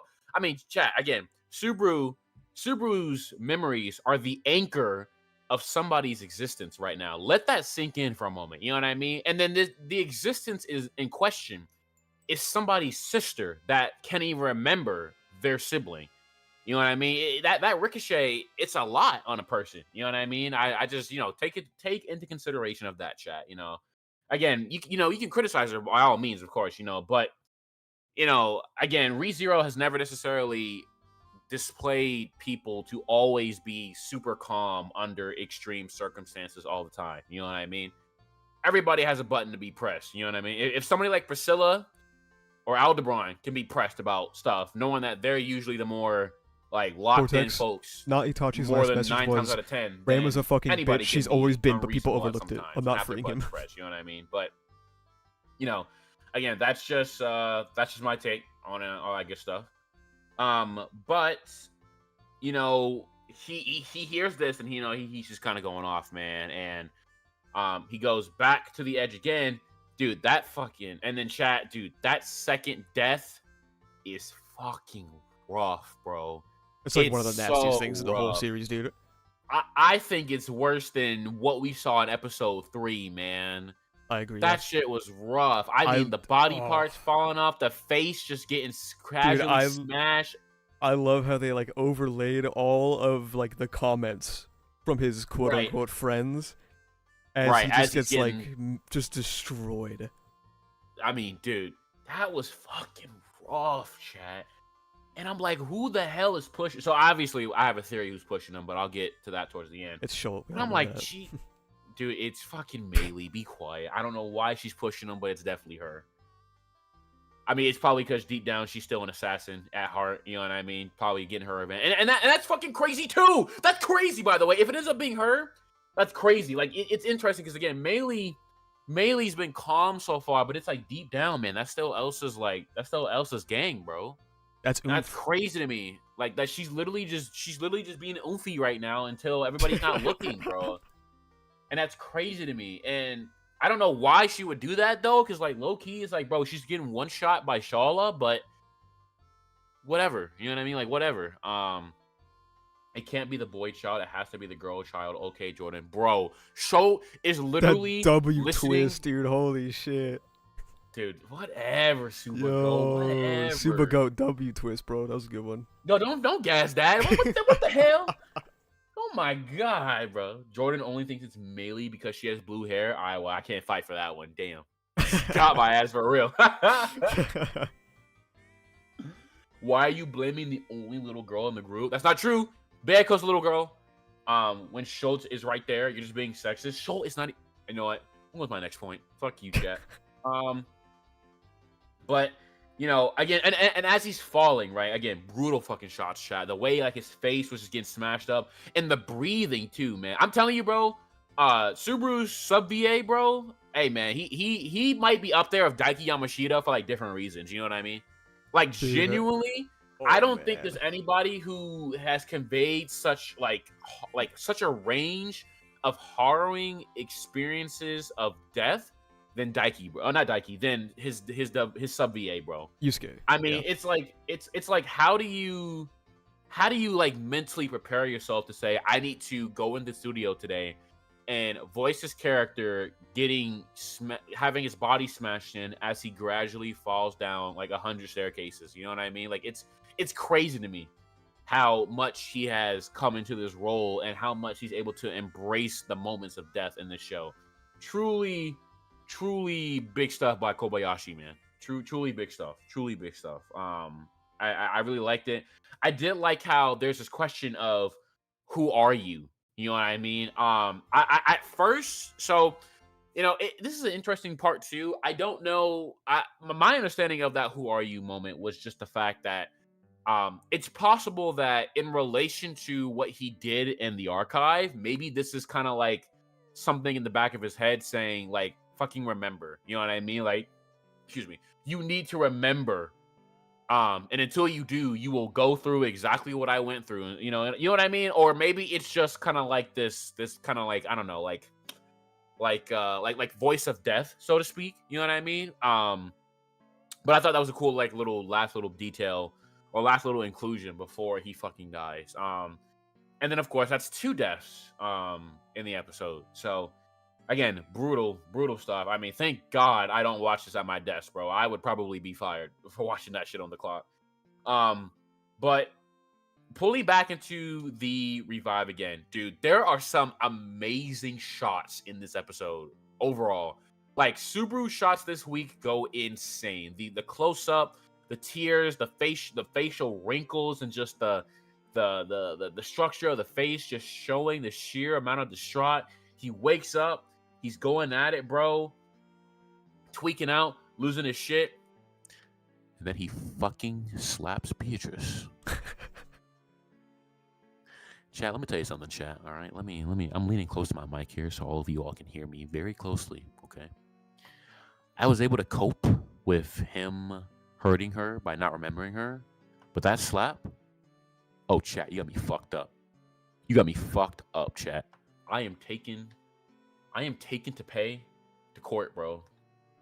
All right. I am taken to pay to court for that. That shit was crazy, bro. Why did he do that to her? That shit was crazy. That shit was crazy. I could not believe he slapped her like that, bro. I actually could not believe it. God forbid a man has a hobby. Guards, kill Outbox. Thank you. Whoa. Whoa. But dude, no, that shit was crazy though. That shit was absolutely fucking crazy. And then he just starts running around and he fucks off, bro. And then he goes to okay, by the way, again, VA performance, amazing. By the way, love it. As he's just running and kind of going around and just not mentally there. But then he fucking runs to Reed, bro. And then Reed, oh my god. And then Reed fucking puts his chopsticks in his guts and starts playing with that shit like Korean barbecue. And then he kicks him down the stairs. That shit was crazy. Bro, I was sitting there like grabbing like my stomach a little bit, bro. I was like, yo, what is going on, bro? There's a freaky ass frog, bro, just playing with somebody's insides, bro. And that makes me wonder, like, how in the hell did he survive that one final attack against Julius, bro? Like, that shit is crazy, man. Oh my god, that was brutal and just uncomfortable to look at. And then he gets kicked down the stairs, and then he fucking smashed down some stairs again. Fingers messed up, nails messed up, and he's like, and then again, I like how, they had a parent and child callback, dude. Like this episode gave it all, man. I mean, we had a choose me nod, we had a parent and child nod. You know what I mean? It was fucking rough, man. And like I like how we get to see his parents again, and he's like, I didn't pay her back. I didn't even come home and wash that mug, bro. I think it's just a brief moment of just reflection. You know what I mean? Just how he, again, I know this is Nubru, but it's just good to see him think about his parents again. You know what I mean? I even under these terrible circumstances, it kind of shows how like, when people when people take like that journey in life and like it's a whole brand new thing, there sometimes comes regret.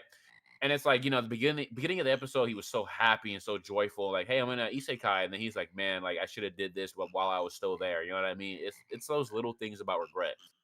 And then he's like about to die or whatever, or praying to die, let me die. And then fucking dude, okay, I'm not gonna lie, bro. Satella popping up here, bro, was like it was as like unexpected as like that one episode in season 1 where it's like Puck fucking nukes the world, basically. It was so unexpected. I'm like, what in the hell, bro, is going on, man? Why am I hearing frogs? Jordan, stop croaking, bro. Am I croaking? Who turned me into a frog, bro? They're tweaking. Don't worry about it. Yo, chat, I want to hurt all of you, bro. Like, bro, but Satella pulls up and starts massaging his heart, bro. And I'm like, oh my god, bro. Like, this is fucked up, bro. This is fucked up, bro. Like, somebody help him. Anybody, please, bro. And then Amelia finds him on the stairs. Again, dude, Amelia's a real one, bro. Like, maybe it's best that Teppei doesn't fucking torture her, bro. Like, we need somebody to look after this man, because oh my god, Subaru got fucking smacked this episode, man. But we then go to the fact that he is just back in the room, and they're like, stay in here, and we'll go handle it. And brother is going through it all over again, man. But I actually want to come back to that point. At the very, very, very end of the episode here. But he is left alone. Terrible fucking move, by the way. But obviously, they can't spare anybody. Ideally, in my opinion, they would let Shala just stay with him. But That's not the case. Instead, this motherfucker gets up, goes down the stairs, okay? And he fucking leaves, bro. He walks on the sand, and the gosh damn Shala sleeper agent chip in her fucking pits wake up, and she unlocks the gosh. Yo, for my Bleach fans in chat, okay? She unlocks the Yuhabaha eyes, okay? Everybody, any Bleach fan who's watching the 1,000-Year Blood War right now or read the manga knows what I'm talking about when I say she unlocks the Yuhabaha eyes. And she fucking just sleeper. Dude, listen to me, okay? All right, listen to me. Everybody in that tower is about to get fucking nuked, bro. Everybody is about to get slammed, bro. Like I would not be surprised if next week starts with like Shala growing a scorpion tail and like Emilia gets like fucking split in half, bro. I wouldn't even be surprised. Like I genuinely think that everybody is about to die, and then Shala is gonna come out of nowhere and fucking RKO sniper fucking scorpion pierces him out of nowhere, and he's dead again, bro. I don't know what to expect, bro. The fucking sleeper agent has woken up because this dickhead left the tower, bro. What is he cooking, bro? And why? Who, bro? What is Flugel's problem, bro? Like, why did you leave her there, bro? She's a problem. She's just doing her job, dude. She's a fucking terrorist, bro. I don't care. I don't care anymore. She killed an innocent kid in episode 2, and now she's a sleeper agent, bro. She's literally like, bro, dude. Why is Barney Blue done as BD? These people fucking hate me, bro.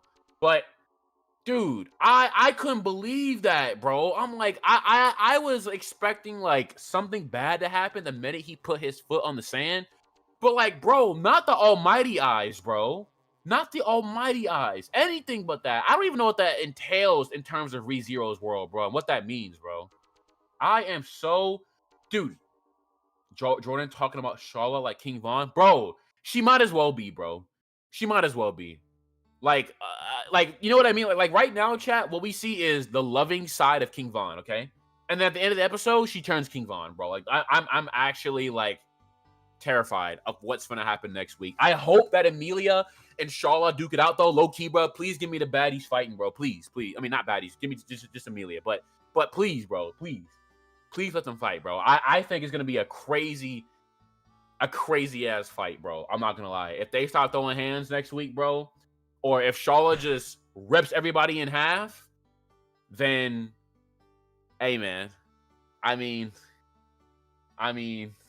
hey, it's we caught you lacking, Jordan. Holy, yo, hey, hop off, everybody, hop off. Right? I'm having a long day, or I'm having a long day. God, y'all hop off, bro. But nah, bro. The end of the episode, I am looking forward to next week so bad, bro.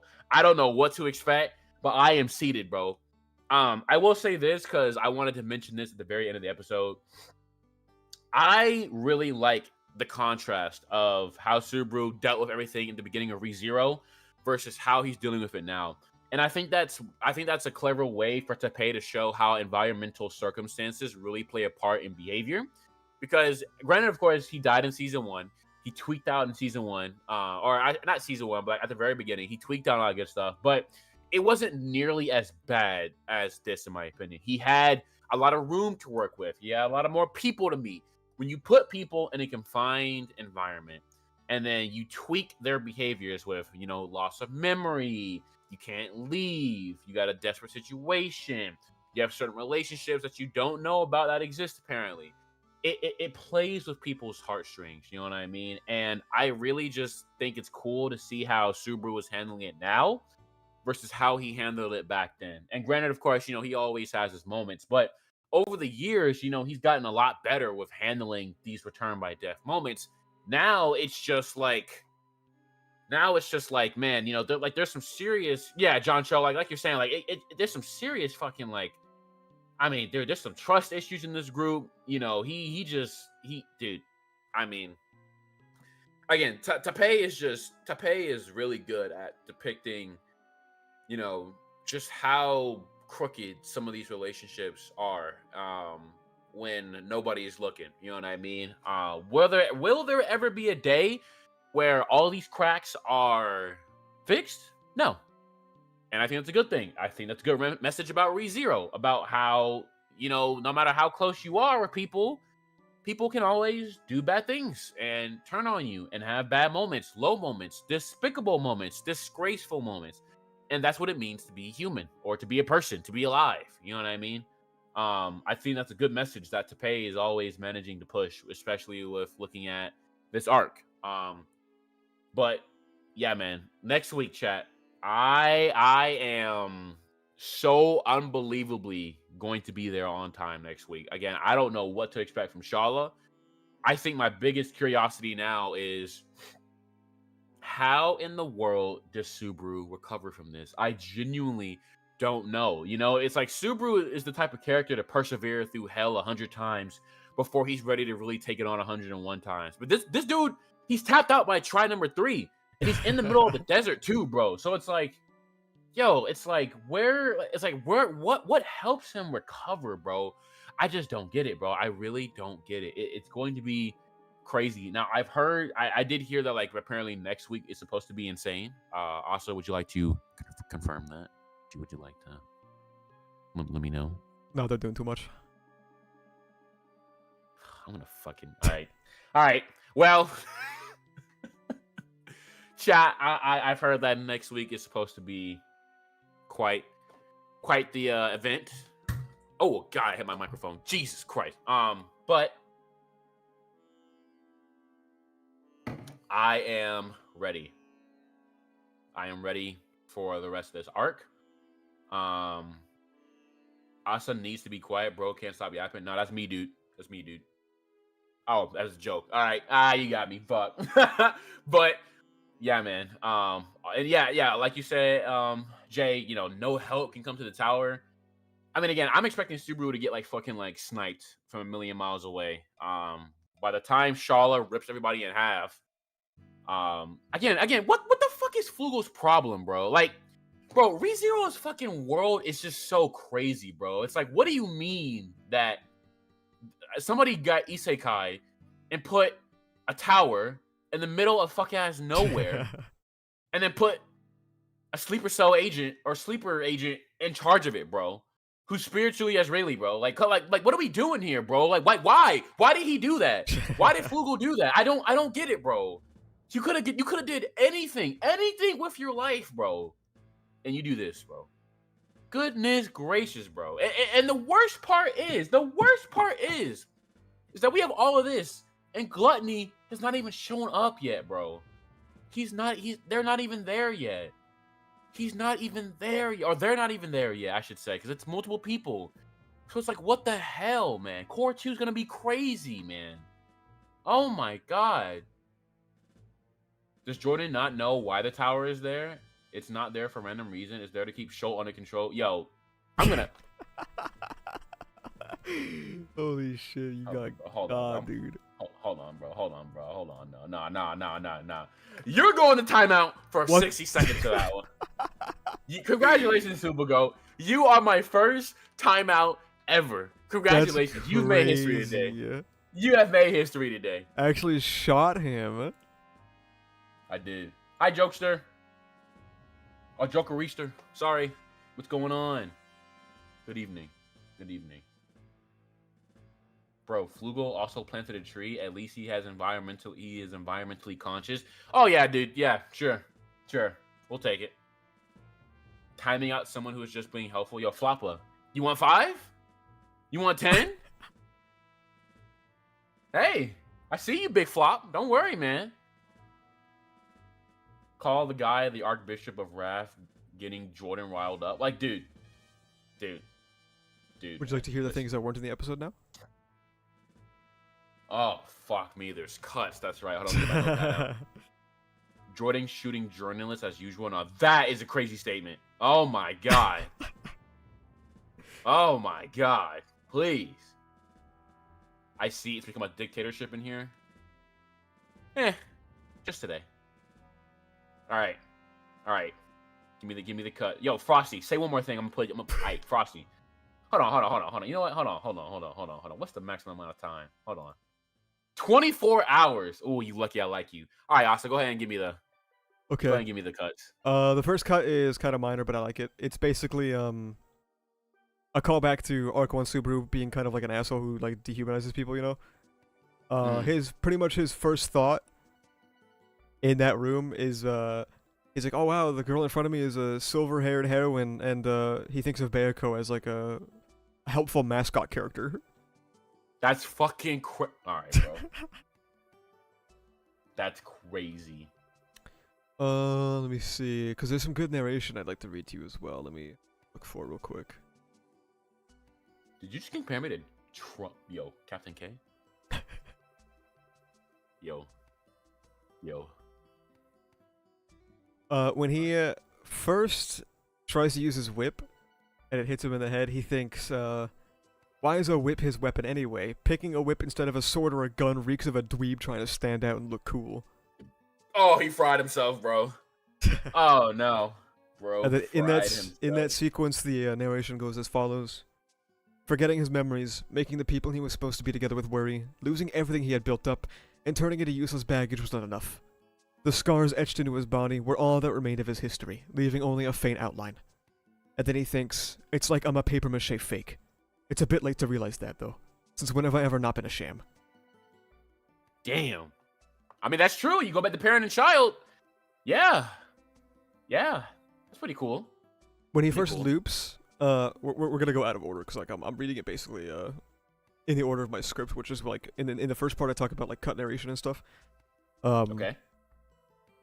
When he thinks of his precognitive dreams or whatever, and he's like, oh, I recognize what they're doing. He endured the heat searing his heart, as he knew the words and expressions that would follow. That was no relief to him. It hurts to betray someone's feelings and expectations. When Beatrice broke through her anxiety and reached her hand out, it relieved him, but it also made him hate himself. Is this good enough? Are you happy now, Natsuki Subaru? Do you want me to build a sandcastle of the foundation of bonds and trust that you made? And then when he's thinking of why he didn't talk about his power, he's like, what were you thinking, Natsuki Subaru? He was saying his own name like it belonged to some stranger. No, he was effectively a stranger. He couldn't even begin to guess what he had been thinking. Why did Natsuki Subaru deceive them and hide the power of his dreams? A distrust of Natsuki Subaru started to take root in his head. So bro, okay, that's interesting. I wonder if that type of narration will play into the climax of all this amnesia plotline, considering we're having a kind of a conflict of oneself, so to speak. Okay, oneself. Put that down.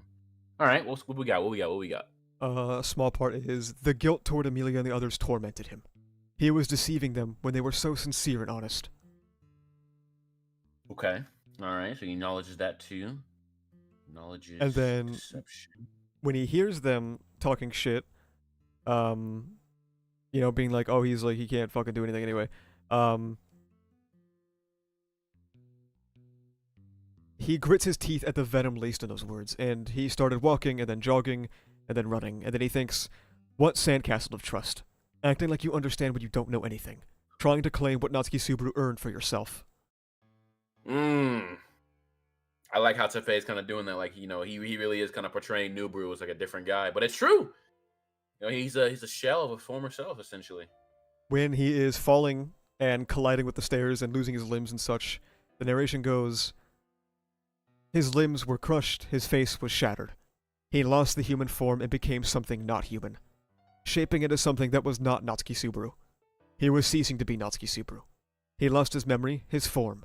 What about this lump of flesh, this sack of blood, defined Natsuki Subaru? And then he hears the voice that goes like, memories make the person. And then he says, who said something that's stupid? Who's talking shit like they understand what's happening here? But there is something to that. Memories make the person. It's got a good ring to it. In which case, who am I? A guy who has lost his memories and failed at his own life. He didn't wake up from the dream. Okay. Natsuki Subaru screwed up. The papier-mâché crumbled. And then you get the, who are you? Who are you? It's a very I feel like that's gonna be an episode title. You know what I mean? Is that a chapter title by chance? Yeah. Is it? Wasn't Who Are You the title for this episode? Was it? I Could be wrong. might have paused there. I might have paused there right there. I might have skipped over it.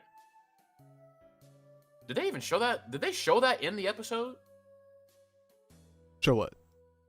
Like the title drop, was that like in the episode? Yeah, it was at the very end.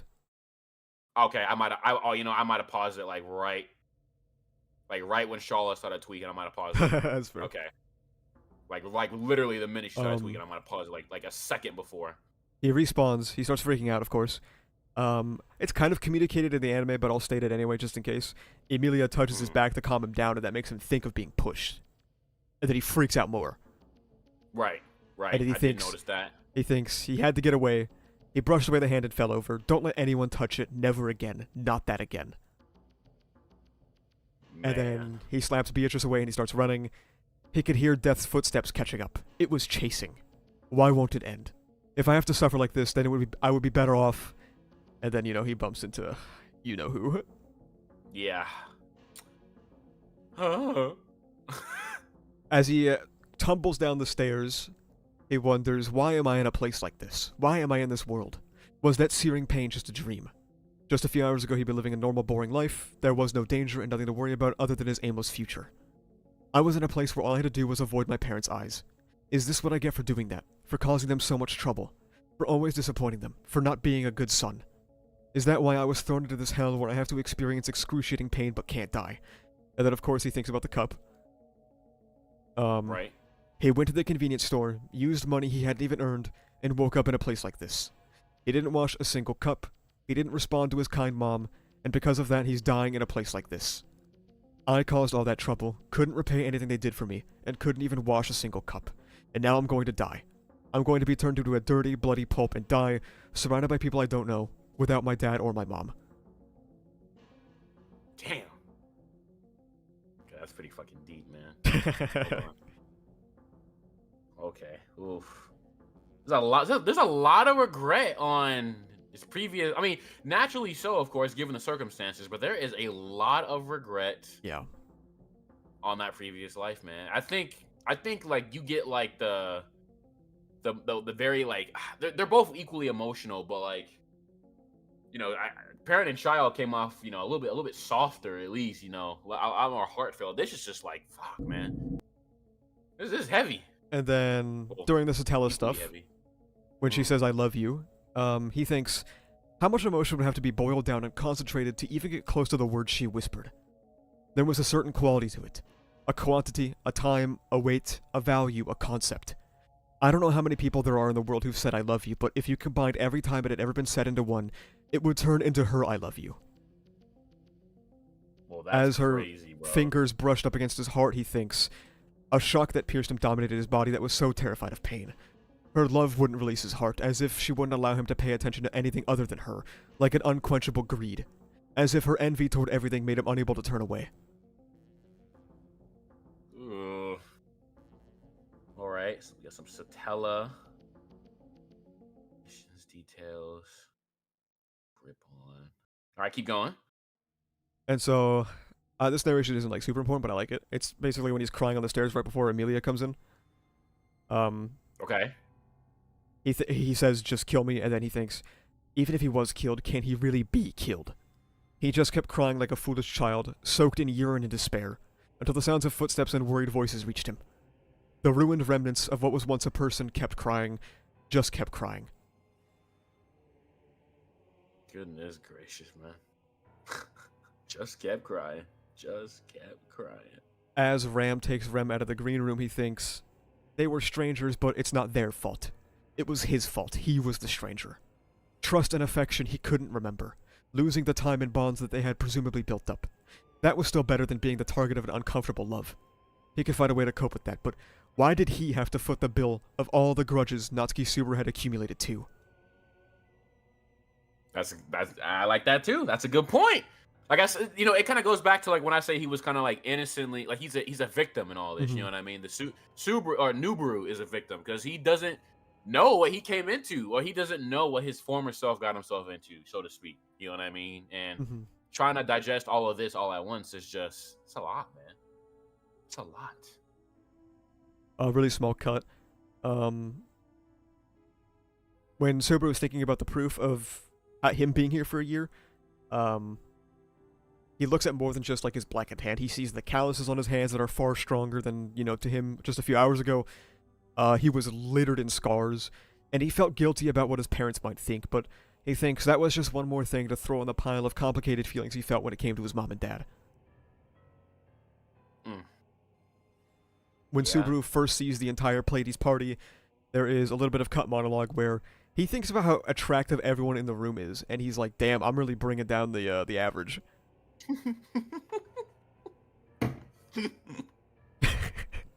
Bro, he has cooked himself so many times in this episode, it's not even funny, bro, but it is hilarious.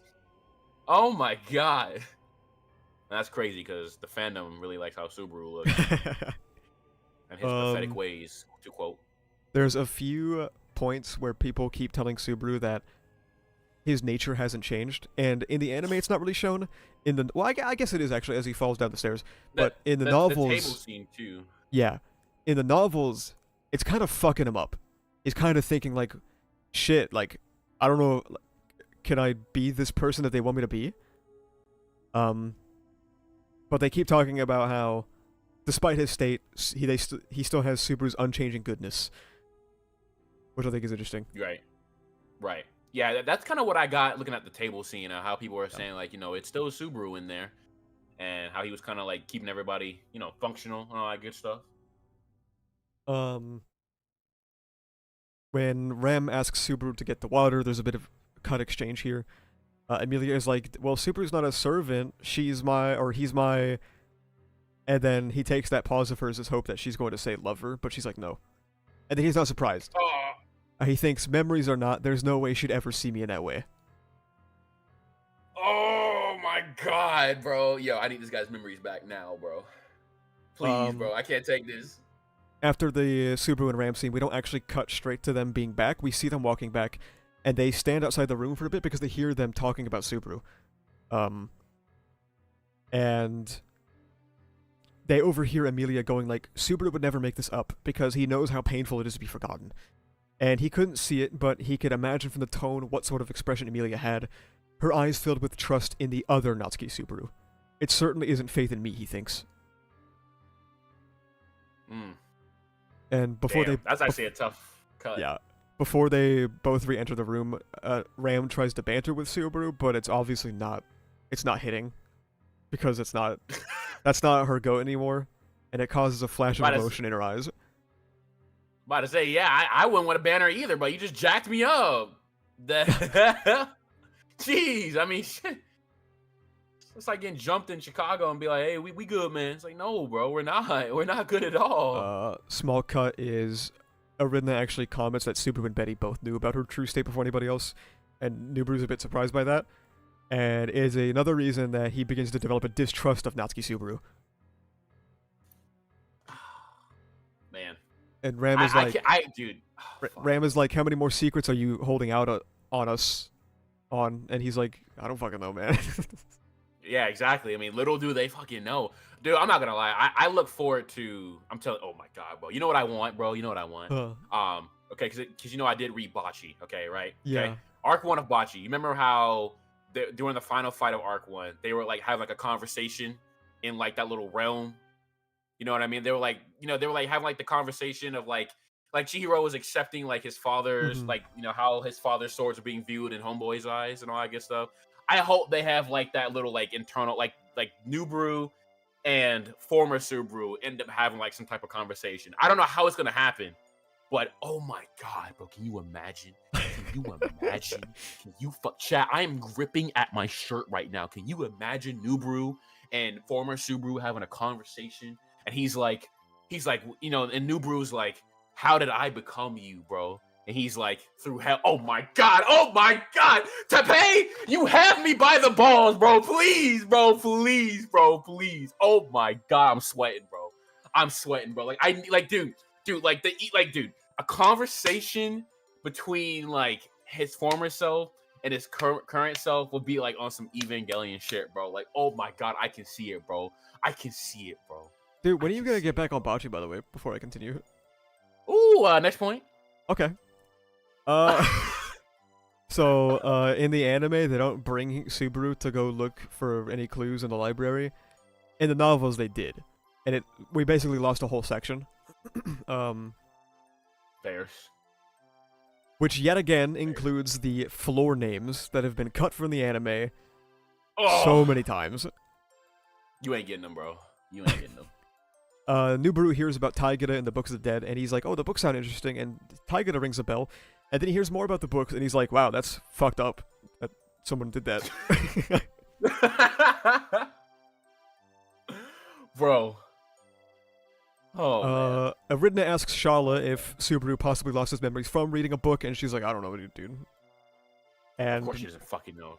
Nubaru's like, why does she always call me master? And Ram is like, even before you lost your memories, you didn't know, so just don't worry about it. True! Dude, that's the best way to go about it, honestly, bro. Like, hell yeah. Good answer, Ram. Good answer. And Julius mentions how Subaru's current state acts as a revelation of just how much he supported them, and Nubaru thinks that they're asking way too much of him. Relying on Natsuki That's Subaru what of all people is a recipe for doom. That's what I'm saying, bro. He literally holds these people together. And I get it because, like, again, ReZero is such a crazy, like, bro, like, when you really, like, just sit down and, like, really just go into detail about how where do all these people come from and their backgrounds. Like, ReZero is genuinely fucking crazy, and it's insane that this one outsider has managed to pull a Knight of Lagunica, a girl who is half elf, you know what I mean, an OP spirit of a former witch, a half spirit, half human hybrid right now, spiritually, you know, I forget it. I'm just gonna call her Shala, and and fucking, who am I missing, bro? I'm missing. Oh, and a young girl who was an assassin at some point in her life. You know what I mean? You pull all these people together, and it's just like, man, only one person could truly do that, man. You know what I mean? It's just so interesting, man. It's so my good. goat, dude. It's so good. That, yeah, man. Fuck yeah, man. Oh my god, bro. When they get to the library, Subaru has now lost the ability to read. Huh? Oh, that's right, because he had to learn how to speak. Oh no, my goat is illiterate. He has now lost the ability to read. No, bro. So, Ram is like, well, you're useless now. And he's like, yeah, I am. So he just sits off to the side while the rest of them search for any clues. Dude, fucking A, bro. Dude, how does he even, like, get... Dude, I'm telling you, bro, like, the way Taipei gets this man back on track, bro, like, it's got to be, like, a one in a dozen, like, fucking jackpot pool of a book or something, bro. Like... Also, in the novels, they do tell him about the rules.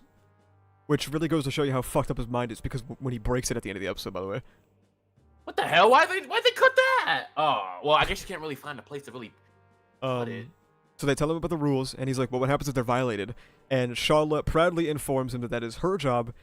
She will transform into a merciless killing machine and, quote, hasta la bye-bye, end quote, to everyone taking the challenge. Oh, they're so fucking dead next week, bro. They're so fucking dead. He isn't confident that someone as thin as her could do that, but then he decides to axe that line of thinking. He's like, in a fantasy world overflowing with magic, he shouldn't be too confident. I know that's right, bro. Listen, man, don't let the features trick you. All right, it's a dangerous woman. Chat. Because he's not doing anything, he asks why Meili also isn't doing anything, and she's like, you know, I'm not a comrade, right? I'm a former killer. And he's like, it's pretty bold to bring a former killer with them, and she agrees, but plainly states that it was Subaru's decision to do so. Dude, I know Nubaru was like, what the fuck is wrong with me, bro? Why did I do that? Following up on that, man. Nubaru also asks why Shala isn't helping, and she tells him that she also cannot read or write. Oh, yeah, great. Very helpful. Very helpful. So she nestles up to him, and he's like, a girl shouldn't do that. And she smiles and says that Master hasn't changed at all, and he tentatively asks, like, do you think I'm not any different either? And those words acted as relief to Subaru, but it was also a curse. It felt like everyone was playing spot the difference between him and a Natsuki Subaru he didn't know. Interesting. That's a good way to look at it, actually, yeah. That is a good way to look at it, Shala like, I couldn't tell especially you. for Shala. Whether he's changed Oh, or not, who cares? He's still him. And that caused him to hide his face because he didn't want them to know how much relief those words brought him. oh man. Well, During you're the gonna have to hang in sequence, there, man. during the sequence where he's trying to ascertain if he has any magical powers or skills, he has nothing, and he mutters to himself, at least he is blessed with people. In the end, all he could do was rely on bonds he doesn't remember. He wanted to cry. Natsuki Subaru, always receiving, always consuming, even when he was in another world. Now that's tough. Even when he was in another world, that's tough. That's tough. I like that. The clearer it became how seriously Emilia and the others worried about him, the more he hated himself for taking up a place he hadn't earned. Yeah, I get it. He also thinks get about it. the guardian on the second floor that he heard about, and he was like, oh, I took Kendo in middle school, maybe I could take him. Is he All right, bro. Go next. Go fucking next, bro. Go fucking next. Goodness gracious, bro. Hydrogen bomb and coughing baby, bro. Jeez When Louise. Nubru first loops, there's a very brief thought where he wonders if everyone in the tower is losing their memories. If only. Before he quickly realizes it's, well, quote-unquote realizes it's precognitive dreams, right? Yeah, quote unquote, yeah. Yeah. Yeah. Also, his loop does not go perfectly like it does in the anime, because Okidna points out that Nubru is strangely calm, and he thinks to himself, you can't watch a movie a second time and pretend like it was his first time seeing it. And he tries to assure them that he's pretty scared, but they aren't assured by that. Shit, I wouldn't be. Yeah, see. Yeah. That's interesting too, how like she's really paying attention to him, Yeah. especially after last week when she was like, I don't know anything fucking Yeah. about you, dude. Okay. Nubru finds constant relief in Shada's presence in that she was the only one who treated him all the same. Ugh. And that's when you get the scene where Melee walks in and yanks at her tail. And he talks Oh. with Melee a bit. He is unsure of the values of this world because she's a fucking assassin, but he still wants to understand and get along with Melee. And he thinks to himself, how many more times am I going to have to follow in the footsteps of the unknown Natsuki Subaru? Shit, so this arc is over with, I guess. When he hears the laughter on the stairs after Reed kicks him down, it wasn't just laughter. Something watched him from down the stairs. He could see its mouth smiling, mocking him. He recognized the face of death. Thinking of the person he had seen in this place, thinking of the people he had seen in this place so far from his parents, he quickly realized it. It was a trivial question. Death was wearing none other than his own face, smirking back at him.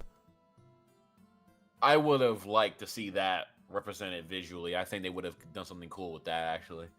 And that's when he lashes out, and that's when he triggers the taboo, spawning Satella, and then he realized that he had been duped. The laughing figure had planned it all along, knowing that if it pretended to show weakness, Nubru would leap at it, and he would crumble.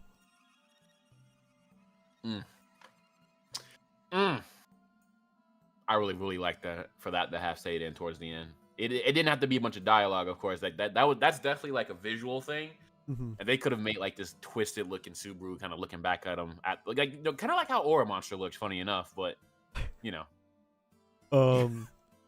The final cut is when Subaru is going down the stairs at the end of the episode. He's kind of got like a little thing around his shoulder, looks like he's like got a bag on. He stole supplies from Right. the group, but he didn't steal that many. He didn't have the heart to take that many, so he took 3 days of supplies. 3 days? Yeah, he thinks he's gonna make it out in That's 3 a days. lot. Bro. Ain't no fucking way. Tell me something, I don't have the heart. Bro, you stole 72 hours worth of supplies. And as far as I know, Good. that's a majority of the cuts.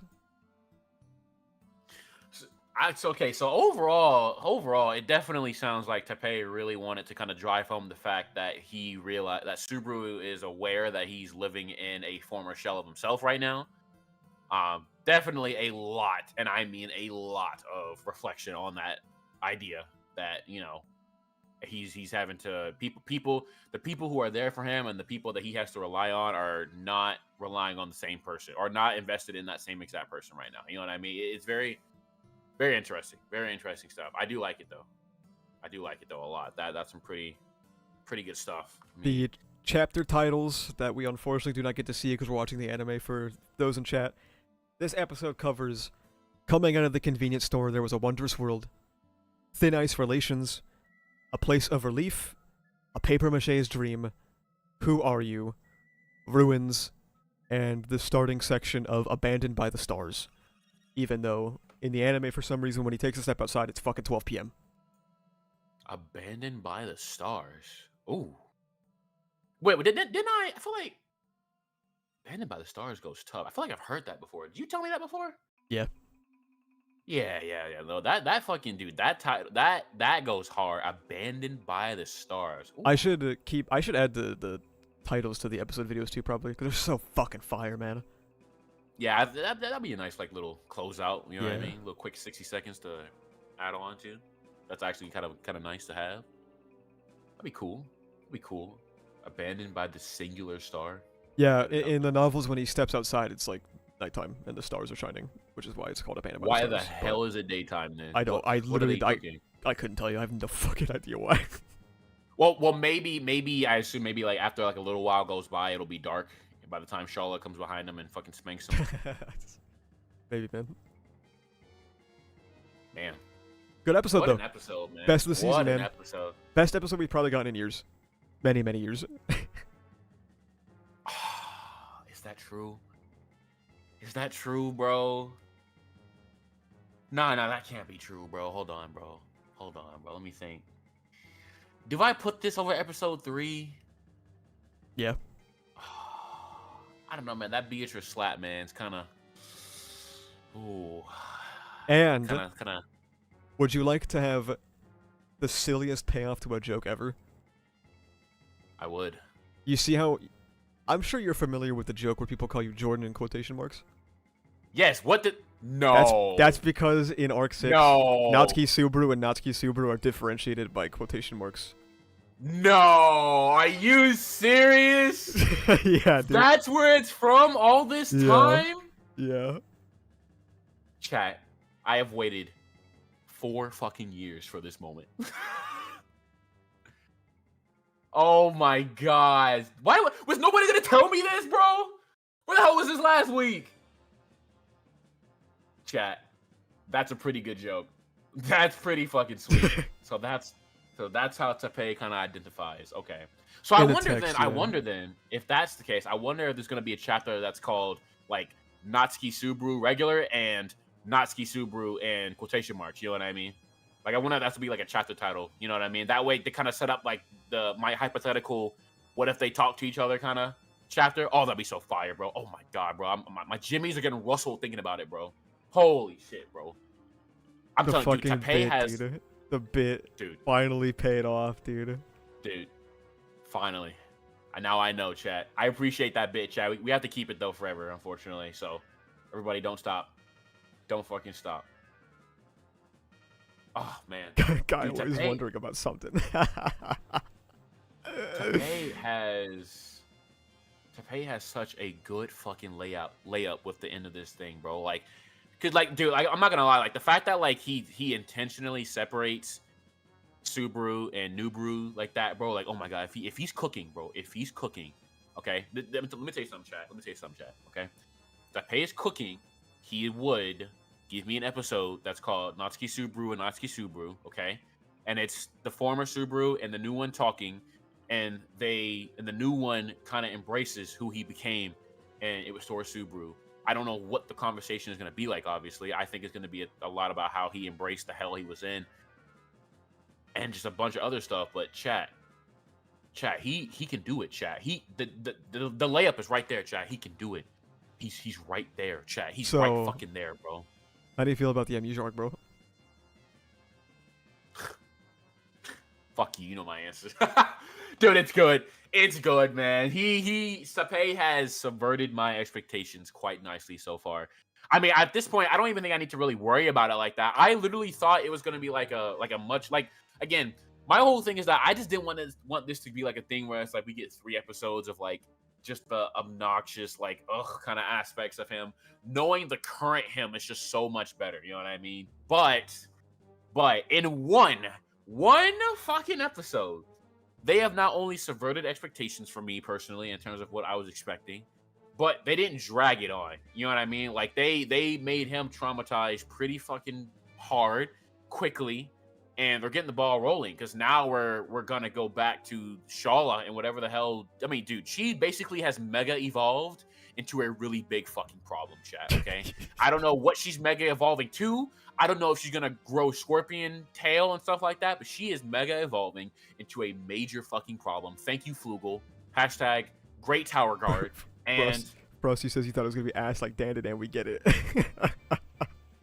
okay, I mean, yeah. I was worried that it was gonna be like a drag on, kind of like Core 1 finale is when it gets fixed. Like, ugh, we're wasting episodes here, kind of just going around in circles of, but like, I don't know, Teppei, I mean, at least maybe, I mean, yeah, no, Teppei and the episode directors, I mean, they understand. They understand what needs to be done, what needs to be said, what needs to be conveyed, and they did a fantastic job this week. I mean, shit, man, if they can wrap this up by the end of the core and we get that Natsuki Subaru and Natsuki Subaru talk, bro. I mean, chat, again, my shirt is like halfway ripped, bro. Like, I'm willing to rip it all the way, chat. I am willing to rip it all the way down the middle if we get that episode and Subaru like embraces himself and fucking like, oh my god, bro, like, oh. It'd be peak, bro. It'd be so peak. The only thing I wonder too then is, do they get past Reed this arc, bro? Like what do we do about Reed, man? We're taking a detour here plot wise. Like, what do we do to get past Reed, man? I don't know. Schultz will cure his amnesia. I'm gonna cure ye. Thank you, Raptor. Thank you for that comment. I appreciate you. According to Jordan, Shala is the daughter of Netanyahu and Thatcher. Amen. Listen, chat. There's one thing I've learned watching the Fate anime. It's never let a rack fool you, okay? And Shala is prime example. All right? I'm learning.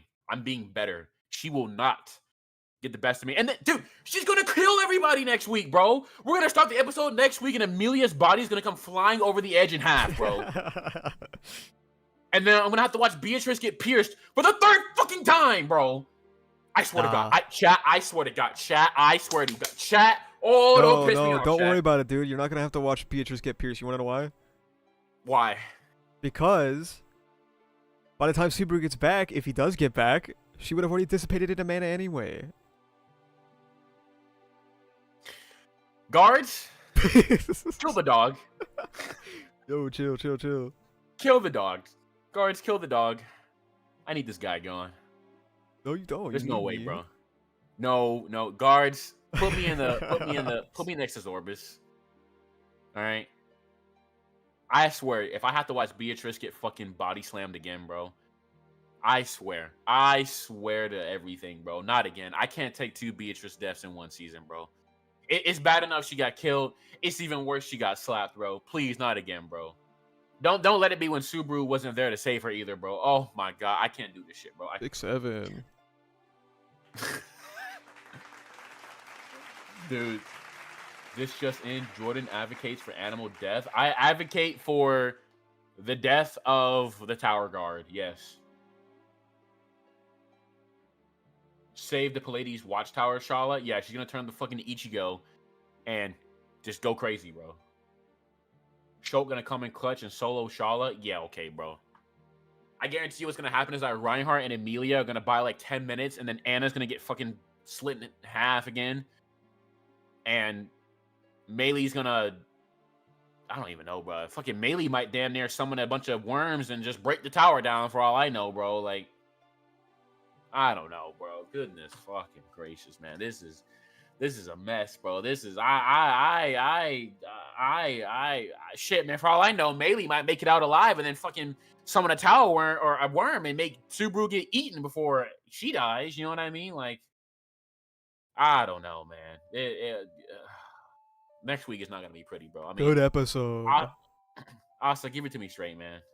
Huh? It might cook next. It might cook next week, man. Give it to me straight. Next episode should be like a 2 out of 10. It's fucking terrible, dude. Don't even get excited for it. Okay. Okay. So chat, and basically what I'm hearing is that this next week should be good as this, if not better. Basically, It's fucking dog shit, dude. Trust me. bro. All right, man. We'll see. I've already We'll seen the whole see. season, so like it's all pretty bad from here. Yeah, that's not what you said. Like Huh? 40 minutes ago, you were like, it should be pretty gas from here. No. Yeah. Yeah. Huh? Yeah. Don't do this. I know Can you're we game. talk about how you've brought up Schultz like Don't you 6 say times his this stream? Don't piss me off, bro. Don't do this. No. No. They have literally brought up Schultz before I even said anything about him. I will. I'm pretty sure it was Like you fucking who brought him Jeremy's, up bro. first, actually. Bro. The show peaked 4 hours ago. Chat, am I right? He brought up Schultz first. Like, wasn't it one of the first things he brought up when he got on fucking call? Anybody who says yes is getting nuked. Anybody who says yes is getting nuked. I will send you to 24-hour jail. Listen, chatters, if he nukes you, there is no unban button on YouTube. I can't save you. I can't save you. All right, there's victim number 1. Oh, there's victim number 2, 3, 4, 5, 6, 7. All right, everybody getting nuked, bro. Everybody's getting nuked, bro. All right, there's too many yeses. I can't keep up. Oh my You guys have to keep God. saying yes so he can't ban all of you! No, bro, stop. Bro, shut- Guards, bring Everybody me closer. stop. He can't ban all of you! He can't get all of you! Just keep saying it! Bro, there's just 6 7s and yes in chat. Oh, 6 7! Guards, take me away. bro, what is the stream, bro? What is the stream? Oh my God. Why is Anastasia so? Oh, there we go. Dude, that fucking bot is amazing, bro. This is a. I know, fucking I've like lottery. barely scratched the surface with it too. Dude, it's peak, bro. It's peak. Oh my God, man. All right, chat. Okay. Nobody's getting hit. Nobody's getting hit. Okay, everybody, just stop. Everybody, just stop. Okay, we're okay. We're okay. 6 7. Imaginary. A lot's going on, man. A lot's going on. I seem to have made a mistake. All right. Fake demon. All right. Just because of that, BD. Just because of that. Hold on, bro. Hold on. Yeah, you sit there for 5 minutes thinking about what There you he just said. goes. Fake demon me. Fake demon me. Okay. I think it's time to end stream. I'm gonna even end before I am fucking starving, dude. Dude, you telling me? Bro, I haven't even made dinner yet, right? I'm gonna end Cook, while you're bro. still here for once, bro. It's crazy. Yeah. All right, chat. Listen, it's been a pleasure. Everybody, please Shout out your have a channel, good rest bro. of your week. Chat, if anybody like to follow me on YouTube and talk 6 about 7. seasonal anime and World Trigger, feel free to come by. Let me see here. Let me get my channel link. Hold on. I gotta hold on, chat. Everybody pause. Hold on. I gotta get the channel link. I talk about everything, chat, that I possibly can in a reasonable manner. So why the fuck, YouTube? Can you please? Okay, thank you. All right. If anybody would like to come by, though, I am working on a seasonal anime for summer watch list next, chat. So feel free to come by if anybody needs recommendations. And I'll be talking about all the anime that's aired this season, such as Nengoku or Nippon Sengoku. I'll be talking about Ages of the Fourth Season, Damon's the Shadow Realm, Witch Hat, ReZero, Classroom of the Elite. I'll be talking about all that towards the beginning of June, and a massive video. So if anybody wants to hear about what I have to say about those things, come by. And yeah, I'm out. Brother Yeah, HS. I know it was short this week. Sorry, guys. I'm fucking starving though. So. It's 2 hours. What do you mean? Like the It's going on worst 7 episode- p.m. The worst episode of the season. We gave like one of the longest streams. So. We actually. Oh, you're right. It's like 3 Yeah. hours, bro.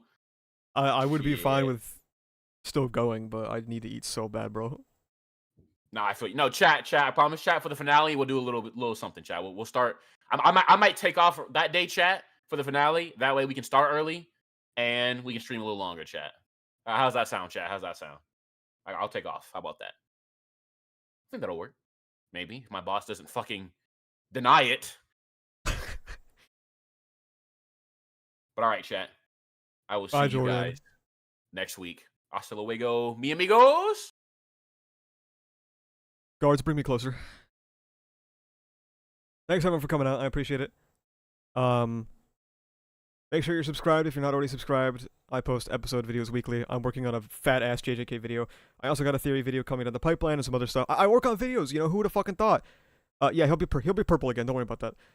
Make sure you subscribe if you're not subscribed already. You can become a YouTube member. You get a colored name. You get emotes. You get videos early and such. Some other bullshit. I don't even remember. You can join the Discord. We talk about ReZero. Please, if you join the Discord, please fucking be a normal person. Oh my god, please be a normal person. Also, if you join the Discord saying, can I get spoiled? I'm gonna freak the fuck out. Okay? Thanks for coming out. We will see you again next week.